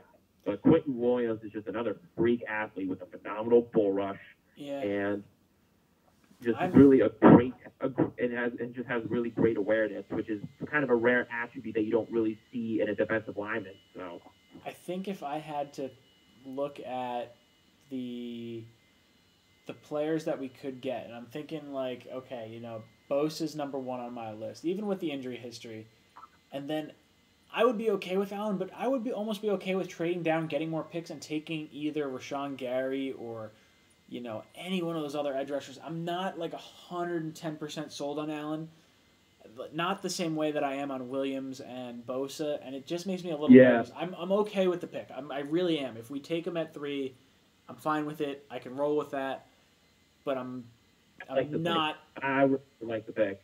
Yeah, but I'm not 100% sold. Oh yeah, that's understandable, especially since Connor Rogers from Bleacher Report had him ranked like 19th on his list, which I can understand why. I mean, I guess you also look at guys like Montez Sweat and Rashawn Gray, Ed Oliver too. The Jets, I think, met with Ed Oliver as well, so that's another thing. Yeah, no, Ed Oliver would be interesting. I don't want Ed Oliver because I don't think D tackle's the way to go. I'm okay with Quinnen Williams because of the type of player he is, but anyone outside of him, I think I'd have a hard time accepting that. When I made a video about Mel Kiper's first mock draft, and he had us taking Quinnen Williams, and I was like, man, you know, it would kind of be bittersweet because I think we would lose Leonard Williams by making that pick. The same way we lost Sheldon and the same way we lost Muhammad Wilkerson after we made the Leonard Williams pick, in a sense. Like, I mean, I know we re-signed Mo Wilkerson, but even still, like, that's why it sort of all fell apart. Like, I think, you know, this time around, maybe we go with the pass rusher rather than the D tackle. Yeah, that's why I'm kind of more sold on that outside linebacker kind of pass rusher than another defensive tackle who, I mean, you're probably going to put him in there, and then, like, are you going to really just kind of rotate Stephen Clendon in and out, especially if you just re-signed him, a guy who has great veteran experience, a sufficient run stopper, but the Jets are weak at outside linebacker. Like, I hope Williams goes 2. I really do. I hope Williams goes 2, and then whoever the Jets take at 3, I'm okay. If they pass on Bosa for Allen, I trust Greg Williams knows more than I do about pass rushers, so I can live with it. But I want Williams to go 2, so at least we have that, you know, kind of option. Because it's either Nick Bosa or we trade down because maybe Murray didn't go 1. Maybe we went Bosa, Williams, and then, you know, trade down. I don't know. So after Bosa and Williams, you're wanting to trade down? I think so. Trade down and Allen are probably both on the same level for me. I'm fine with the trade down. I'm fine with taking Allen. I want a pass rusher so bad. I'm desperate for a pass rusher, and I think Allen is just sort of where I'm at this point. But man, I don't know. I mean, I feel you on that. We haven't had one since John Abraham. That's why I'm much rather be willing to pass rusher. I wanted a pass rusher so bad in free agency.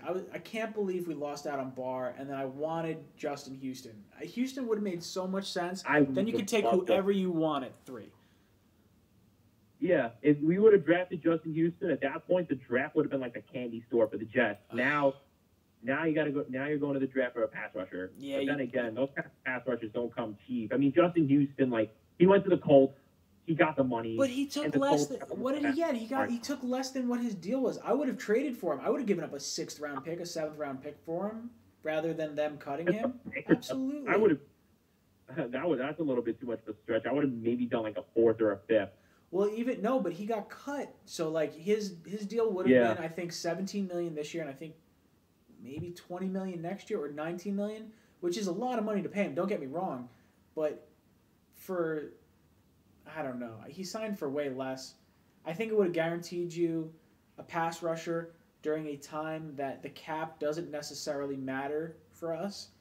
Like spending $17 million on a pass rusher this year, we're probably going to have at least $17 million roll over into next year, which is like, then you cut him and you just still have the money anyway. So, like, why not give up a late-round pick for a guy that, could be really good? How much are we supposed to have next year regards to cap? I'll look it up. I'm on over the cap right now. So, let's see. Jets. Next year with what we have... Now, I don't know if this is including the rollover. We currently have $26 million remaining. And in 2020, we have $56 million. So that's not bad. If that 26 rolls over, which I don't know, there's a weird rule with the cap where you need to spend, I think it's 85% of your cap over the course of a 4-year period. And I'm almost positive the Jets were in that weird threshold this year where they need to spend a ton of money. So maybe they need to spend every ounce of that last bit next year. It's a weird rule. It's like I think it's the 85% rule. I was gonna make a video on it, but I don't think enough people care about that to really listen to it. So I just didn't want to waste my time.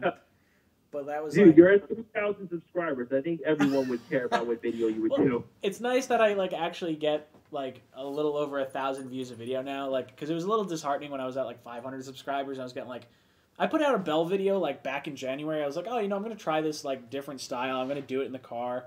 And I had 100 views. I was like, fuck me.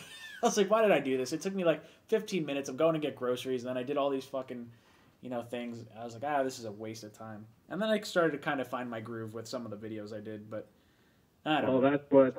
That's why I consider you a phenomenal Jets YouTuber. You know your stuff and you manage to put it out there as efficiently as you can. My stuff, definitely my videos are one thing, but if there's two Jets YouTubers that are probably going to end up admiring the most, it's going to be you and Jet Central, because you two are probably both phenomenal video makers, and you both are phenomenal at what you do. And myself, of course, my channel is what it is. Dude, I have fun with you. That's the thing. I wouldn't have done a collab with you if I didn't want to have fun with you. Trust me, I like talking to you. It's fun. It's a good time. It's definitely fun. And then, of course, we're definitely going to meet up at the draft party. We'll probably do a live reaction. We'll definitely check out the draft together, and it's definitely going to be fun. Hopefully, it doesn't rain over there at MetLife, but who knows? It'll be my first draft party because unfortunately I couldn't go last year. I'm going this year, and now I finally get to go this year, and we'll have an in-person collab. It'll be fun. I think it'll be nice. Yeah, dude, I agree. I'm excited. I look forward to meeting you. I look forward to meeting you because I never met you other than our video streams. But yeah, dude, I'm looking forward to it. Well, I'll probably reach out to you in regards to a video soon, and then probably by tonight, I'll probably try to reach out to you in regards to a video, and then of course we'll definitely talk draft, and I might actually have my own call-in show this Thursday, and I'm probably going to do a live reaction to the Jets schedule release. So. Oh, that's right. That's the 18th, right? That's coming out. Yep. Yeah. I'll probably do that, and hopefully I can try to see if I can get a draft analyst on and really just kind of discuss draft talk. But we'll see what happens. I'm still thinking, but it's awesome. It's always awesome talking to you, my man. It really is. Awesome, dude. I appreciate you calling in. Let's do this again. Absolutely, man. Take care, guys. And I know I'm probably gonna get a lot of heat for this, but guys, make sure you check out my channel. Of course, I'm Gangrene David on YouTube. I'm another Jets YouTuber, but also make sure you guys give this guy the love and the credit that he deserves. The dude does a phenomenal job with his videos in regards to quality, and he brings some phenomenal insight, man. He deserves all the subs that he's got. So definitely stay tuned for an in-person collab between Gangrene David and Jets Talk 24/7. It's gonna be nuts. Hell yeah, dude. Thanks again. Gangrene David there. If you haven't checked out his channel, check it out. He's growing pretty big, too. He's got, I think I just looked at his channel. He's got 1,400 subs. So congratulations on 1,400 subs. He's growing quicker and quicker. The more videos he makes, the better he's getting. And I like collabing with him. He's a good dude. What's going on? New listener. Like the content so far? How far down is too far to trade down? Ooh, it depends on what we're getting. Call from Mark. 2. What's up, Mark? I knew it was about that time for you. That's right. This is my time of night, buddy. And it's only my time, just for me. Every week. I said it earlier in the stream. I was like, my buddy from Long Island's going to call at 9:30. I know it's going to happen. That's right. So you can expect the same thing every week. So at 9:30, you wait for me, pal. I love it. What's on your mind? Nothing. I'm just listening, and I got to tell you, I love listening to you guys, like you and Gangrene David, and I'm reading some of the posts in the chat. And what I'm getting at is, I love how optimistic you guys are. You're such young, optimistic Jets fans. I love it. Well, that's just it. I've been through so much, because I went through a lot of bad years with the Jets. Now, granted, I'm not, quite the duration that I know you've gone through, but I mean, I sat through the 1-15 year, and I I went through the ups and downs of the Sanchez, and losing Vinny to the Achilles injury, and then Chad's like, oh, he's our that shining light, and then he hurts his shoulder twice or whatever. So I have my lumps, but I don't know. I'm optimistic because there's no point in me being more of a downer, because I think you got to bring some positivity to it, and if you don't bring positivity to it, go kick rocks. Right, no, sure. But the way I look at it, is that now when I always say, no, they're going to lose, or there's no way they're going to do it. And then when they actually do something, I'm that much more excited because I thought they weren't going to do it. Well, so that's a good way to go into a lot of things. Is like if you go in with zero expectations. I'm into the reverse psychology. Sure. I'm totally cool with that. I think the whole look, I'm not expecting a lot from the Jets last year. Last year I was like, you know what? Whatever happens, I'm happy. We got the quarterback. That's what I wanted. I've been waiting 3 years. Ever since Maccagnan kind of came in, you sort of started to watch the pieces fall into place, and I was like, okay, the way the salary cap is lining up, the picks he's making, lead me to believe that he's gunning for a quarterback in last year's draft, which is what held true. And I think that there's kind of a plan in place. And I don't know. It's sort of. I think he kind of lucked into it with Darnold. Wait. I like the way you're like. I think there's kind of a plan. Yeah, I see it, and that's one reason why I don't mind Maccagnan, is because when I see him make draft picks, even though I don't necessarily agree with some of the picks, it's like, okay, I see what you're doing. You're taking Jamal Adams at 6, even though taking a strong safety at 6 probably isn't the best move to make. Realistically, we should have taken Patrick Mahomes or Deshaun Watson, and then we would have had, probably Quinnen Williams last year to revamp our offensive line, and we would have had 3 more second-round picks. That's probably, hindsight what should have happened, but, I understand the thought process of, okay, let's revamp the locker room before we bring in a young quarterback and hurt his development. I get that mentality. So I can understand, the reasoning behind some of the picks, and I love Jamal Adams, so I'm 100% on board. Yeah. I mean, who doesn't? Everybody does. But the other thing I just wanted to quickly touch on was, everybody's talking about taking, Bosa if he's there, Williams if he's there, Allen if he's there. All those guys are great. So, if they still stay in the 3rd spot and they take one of those guys. Mm-hmm. One of those guys, whoever comes to the Jets, is most likely going to be a home run. Okay. Yep. And then people will be singing Maccagnan's praises. Sure. But the way I look at it, first of all, how many picks do we have now? What do we have? 5 picks? I think we have 6. I'm pretty sure, unless we gave up another one. I know we gave up. I think we gave up 5 for Osemele, but we got a 6th round pick back. So we only had 6 to begin with, and I think we just flip-flopped 5th and 6th round pick for that. So I think we still have 6 picks in this draft. Okay. So, yeah, it's minimally we have 5. So it's either 5 or 6, whatever it is. But this is what I'm getting at. To me, for him to show me that he's a good GM, personally I feel, and I'm sure a lot of other people feel this way, is he has got to trade down. If he can do it, if he can fleece one or two other teams Yep. in trading down and recuperating a lot of picks, yep, and getting as many picks as he can this year, and and also picking up some picks for next season, because this team has so many holes on it.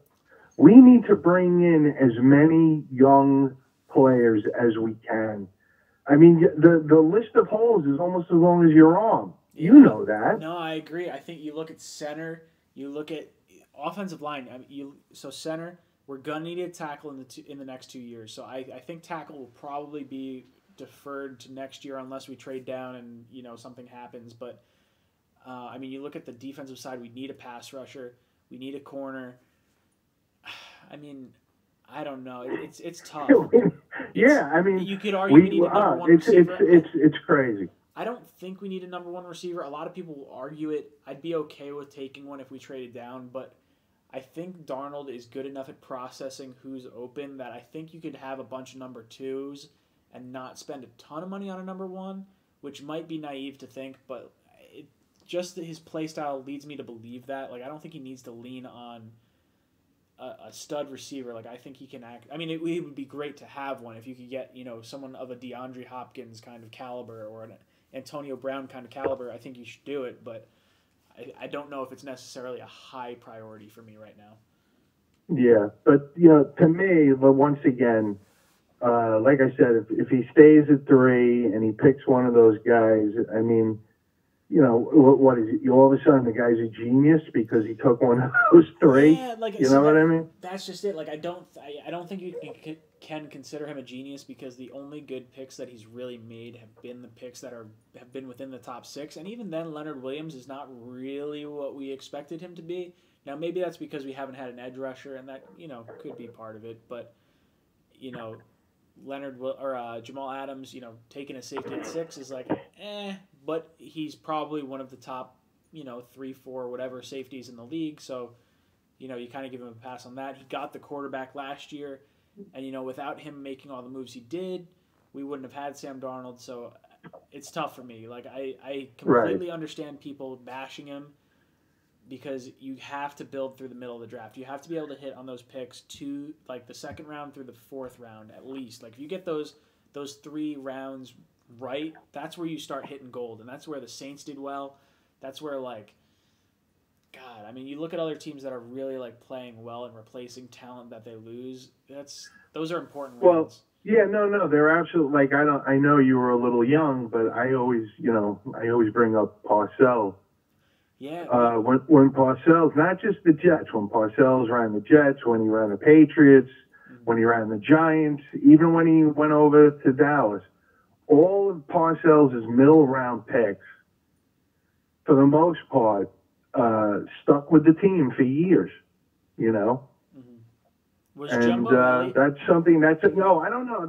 I think there was an article on ESPN today on the website. I know which one you're talking about. It was talking about the 2014 IDIG draft. See, that one, I have to take that one with a grain of salt because did Rex actually push for Odell? I mean, I wanted Odell that draft. I wanted a wide receiver. That was a deep wide receiver draft, and there's no reason we shouldn't have gotten a good receiver from that draft. But right. When you look at, I think we have 12 picks or something we had a ton of picks. He should have traded up. I mean, most of those picks were 6th round picks. I think we had 4 or 5 6th round picks, and the chances of them actually panning out at that late in the draft is pretty slim. It's something less than 10% or something like that. And wait a minute. That's the other thing I wanted to say. Yeah. Is Leonard Williams is in his 5th year, right? He's in his option year? Yeah, correct. $14.2 million. All right, so that's why, in my mind, if they stay at 3 and Quinnen Williams is there, they're going to take Quinnen Williams. See, and I'm fine with that selection if they're okay with walking away from Leonard, and that's fine. I think Quinnen Williams is probably a better prospect than Leonard Williams was coming in, but I think we saw. So that's the question: are we going to follow the same path of Leonard Williams over Vic Beasley, or are we going to see something slightly different this time, where we don't take the D tackle and we go with the pass rusher because we don't have him? because we saw what happened when we had Leonard Williams and Sheldon Richardson and Muhammad Wilkerson. We didn't have enough room to play all these guys. Now we don't. And don't forget Quinn Copel. Yeah, was Copel still on the team during that year? He was. They had moved him to linebacker. Remember? Yeah, I was gonna say I think he was only on the team for maybe 1 year after that because we lost him relatively quickly after that. I think, but that was 5 years ago, so I don't quite remember that one. But right. I didn't want him at all in that draft. I wanted Ingram. Now I didn't know that Ingram was like gonna be as good as he is, but I definitely didn't want, Yeah. Copels. But that's why, once again, I'm gonna hang up and let you get to your other callers. But that's why, me personally, I want him to trade down, like everybody has been talking about. This is a pass rusher heavy draft. Yep. If they want to trade that, they could probably pick. If we pick up a second round pick, we can get a pass rusher in the second round. Yep. Whatever. But we gotta pick up. If he can pick up a ton of picks by fleecing a couple of teams. I believe that's the path they should go down. I agree. I think if you could fleece the Redskins by getting like 1, 2, 3, and a 1 next year, especially because that pick could wind up being a top 10 pick, that's the move I make. I think it would hurt me to like pass on some of these pass rushers, but if we could, even if we overdraft a center at 15 by falling back to that pick, I think in the long run it's probably a smart decision. Oh, and lastly, because of you. I am gonna go to the library and I am going to rent the first couple of seasons of Game of Thrones, and I'm gonna check it out. Oh, dude, you should totally do it. I have not seen a single episode of it. Oh man, it is special. It really is. If there's any way to do it, and I know there's not a ton of time left, but before the season finale, just burn through as much as you can. It is absolutely incredible. The story, the politics that are included in it. Like, I could watch that series over and over and over again, and every time I watch it, I'm picking up on new things from, episode 1. There's things that happen in episode 1 that are so subtle and so, you don't even recognize it, but they come up in later seasons, and it's like, oh my God, they told us this in the first episode, and I didn't know it. And it's like, there's all these crazy things. And it's I am going to check it out. So, if it sucks, I'm going to let you know it. No, that's fine. That's fine. And I got my fiance watching it, and she got up to like season 3 or 4, whatever it was, and she just looked at me. She goes, "I hate this show," and I was like, I can't marry you. I'm sorry. Like, that's just what it has to be. I was like, oh man, this is terrible. I was like, I absolutely love this show, and I think it's if you enjoy sci-fi and a really deep story, like, you have to really pay attention to some of the stuff that happens in it, and if you can get through the first probably 2 seasons, because there's a lot of character development, it's so worth it. It's so worth it. It really is. Well, I'm gonna check it out, and I'm gonna head over to the library within the next couple of days. Maybe I'll get through some of it, and I'll let you know what I think next week. Absolutely, I want to hear about it. I love hearing this, and if I could get one more person on Thrones train, I'm all about it. All right, brother. Have a good night. I'll speak to you next week. Sounds good, brother. I'll talk to you later. I love Mark from Long Island. He's Mark from Long Island. We got Vinny from, I think he was Long Island too. God, I like talking to you guys. The same consistent guys that call in every week. Makes me feel good. Makes me feel like I'm growing a community here. I have a good time with you guys. If you watch Sopranos, I'll try to watch Game of Thrones. Okay. Well, I don't know. I'm not going to have enough time to watch Sopranos right now, but if you can watch Game of Thrones, please watch it. I'll watch Sopranos, and I will absolutely bring it up in a future video that I watched it. But you should totally watch Game of Thrones right now because it's on, and Sopranos isn't, so I could watch it over the winter. I don't have a lot of time over this this summer to do this. Call from John Cena. John Cena. Hello. What's up, brother? Welcome to the Cockpit. Yo, what's up? What's on your mind? I don't know, at first I was, a big Josh Allen fan, but now that I start to look at his film, I don't know. He seems like a one-trick pony. Vinny, is this he only has one move. Who is this? Not John Cena. I know, legitimate name. David. Oh, okay. I thought it was someone else. Okay, yeah, no. So Josh Allen, you do or don't like him? I don't know. At first I was a big fan. Now I'm starting to be like a little less on him. I wouldn't say I dislike him. I still like him. He's still good at like covering. He's a good cover linebacker. Dude, that's the thing. Like I like Josh Allen. I don't dislike him. Like I'm definitely splitting hairs at 3. I'm fine if we take him, and I don't like being wishy-washy on this sort of thing. Like I'm not 100% on board with him. Like I would fully endorse a Nick Bosa. I would have a hard time taking Quinnen Williams, but I would enjoy Quinnen Williams over Josh Allen. But there's this whole like cycle of like it's okay if, and I think I'm falling into the Nick Bosa or Josh Allen, and that's it because we did not take a pass rusher in free agency, and that hurts me because I would have been okay with Quinnen Williams had we taken, Justin Houston or Anthony Barr or any one of these pass rushers. Now, if we make a trade for, say, like Jadeveon Clowney or Frank Clark or one of those guys, and then we take Quinnen Williams or we trade down, I'm all for that too. Like, God, I'm not a fan of being wishy-washy. I'm usually like 100% on board. Yep. I was on board the Baker train last year. I was on board the Le'Veon Bell train this year. So there's like certain things that I'm all in on, and I'm not 110% on like any of these prospects, but I'm okay with any of those 3 defensive guys. Yeah, I don't blame you because the problem with Josh Allen is he doesn't have any like moves. He only has that like one like push like that outside move. You know what I'm talking about, right? Yeah, he's got this whole like I'm gonna run around you because I'm faster than you, which is fine. And if that works at the NFL level, fine, I'm cool with it. I have concerns because when I look at Bosa and I look at Williams, those guys go through their player. They can run around him, they can bull rush him, they can spin move, they can swim move, and those are like things that I didn't notice with Allen. And now maybe I'm just not as good at breaking down tape, but it felt like he had a lot of free runs at the quarterback, whether that was around the edge or on a stunt. And I don't necessarily think that a great pass rusher should need a stunt to get open and like sack the quarterback. Yeah, I agree with that. I think you could train that.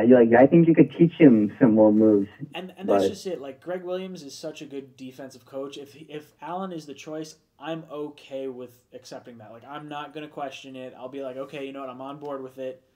And maybe if he flopped down the line, I'd probably be like, I told you so. But I'm okay with it. Like I'm not going to be against this pick if that's the direction they go.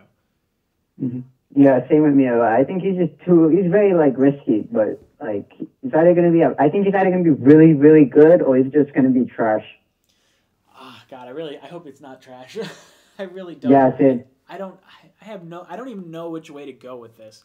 Like, does the hometown mantra or whatever fall into any type of category for the Jets? Are they like, hey, you know what, he's from Montclair, it's local to Florham Park, it's local to MetLife and all that area?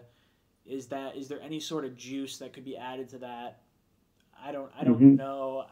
God, I just think Bosa and Williams are so much better from like an athletic freak standpoint. I don't know. I'm not sure. I think with Allen, I put it probably like Bosa 1. Quinnen Williams is like because of the way our free agency period went, and then I would probably put Allen and trade down like at the same tier. Like I would be really happy with either one, but I think trading down and even getting a Rashawn Gary, who is from, I think he went to Paramus Catholic, I believe. So that's a relatively local team as well. I don't know. I'm so torn on this draft, and I don't think I'm going to be upset either way unless we go with like if we take a lineman at 3, I might like punch someone. So if I'm live streaming with Gangrene David, I'm sorry, the dude's getting a black eye just because he's gonna be the closest thing. Just, boom. Benny Skrizinski. Blah, blah, blah, blah. Welcome to the channel. Sorry. Also, I think they should. I think they should trade with the Giants. I would ask. I'll only accept it if they give both of their first rounds. But I think that's unlikely. I would, yeah. I don't think they'll give up both first rounds because the 6th pick is probably higher than any pick that we're going to trade down with. Now, I would be 110% on trading down with the Raiders 1 pick by going like, hey, we're going to fall back from 3 to 4. We're still going to get one of the top 3 guys, and then we're also going to get some other pick. Maybe it's their last first-round pick. Maybe it's their second-round pick. Whatever it is, we're going to pick up an extra pick that's pretty high, higher than our third-round picks for sure, and still get one of those top 3 defensive guys. That would be if I had to pick a trade down, that's the one I would really want to go with. Oh yeah, I would like that too because I think this is a really good, like, talented class. I agree. And I think there's some good players. Like I'm trying to remember who was that wide receiver that had like the fastest time. Paris something. Well, so there's Metcalf, but there's also the dude. Is it Perriman from Ohio State? Maybe he was pretty fast. There were a few guys that you could get in that late first, early second round. Like there's a chance that like A.J. Brown and DK Metcalf and N'Keal Harry and fucking what's that other dude's name? The dude from Hakeem Brown? No, I'm thinking of who's the dude from Arizona State? Not Arizona State. I'm sorry. Is it Iowa? Crap. Hakeem Butler. Yeah, Hakeem Butler. Yeah. I like him. I don't think he's gonna make it to the second round. If we traded down far enough, I really do like him. Man, I don't know. I think we're okay at wide receiver, but I would take them if we traded down. If we moved down to say 15 with the Redskins, it would probably be a toss up between a pass rusher, a wide receiver, an offensive lineman, and if I had to overdraft the top center in this draft, I would consider it at 15. Even though in my mock draft, I think I had them going I had Bradbury going like 30th or like 29th. I don't even remember where I had him going, but I had him going late in the first round, and I would take him at 15 if we traded back, just because I think center is so important, and if we got the best one, I could live with it. Oh, wait, what about Montez Sweat? I won't touch him. The heart condition scares me. There was a guy that had a heart condition, I think it was last year or 2 years ago, and he fell to like 5th or 6th round. Now, I don't think Sweat's going to fall that far because I think teams knew about this condition prior to the combine. But I could see him falling to like the mid to late 20s. And a lot of people consider him like a top 15, top 10 talent. So if you're okay with his health condition, I think that's fine. But it has to be in a trade down. I wouldn't touch him top 15, I don't think, just because of where the Jets are. I don't know if we could take a gamble like that.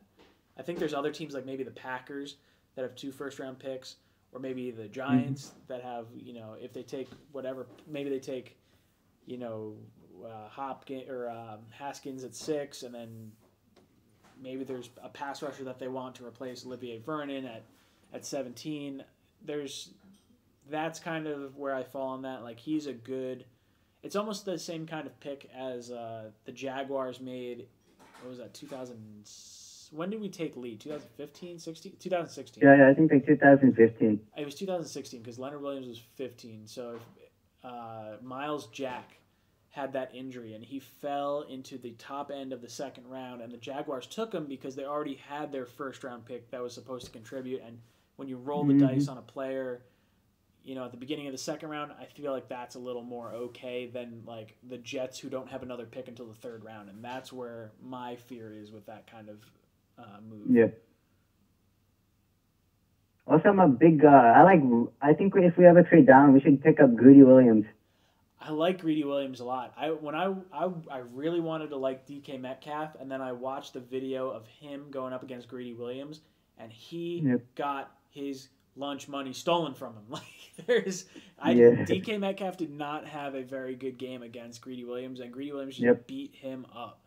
So, I mean, is DK Metcalf the specimen at wide receiver? I mean, outside of the physical things, but like, is he the wide receiver prospect that you compare Greedy Williams to, and you're like, wow, Greedy Williams is really good because he beat up on DK Metcalf? Or do you think that, it's just one of those guys where he's like, oh, he's just a freak athlete specimen, and Greedy Williams beating up on him isn't necessarily as special as you might otherwise think? I don't know, but I think he's really, really good. I think he should be higher than like most like in most mock drafts, I see him having been picked in like the 20s, low 20s. I saw some of that. I thought that was crazy. I think I took him in my mock draft. I want to say I put him. Do the Packers have the 12th draft? 12th overall pick? I think it was the 12th overall pick.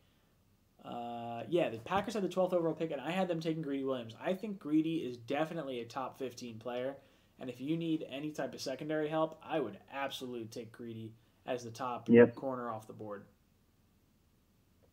Yeah, I agree with that. All right, dude, it is 10 o'clock, so I'm going to end your call here. I appreciate you calling in. I look forward to talking to you next weekend, or next week. Boom! All right, guys, it is 10 o'clock. I really love you all tuning in. We had probably about 40 to 50 people here the entire time, so that makes me feel good, makes me feel happy. And you know what? You know what time it is.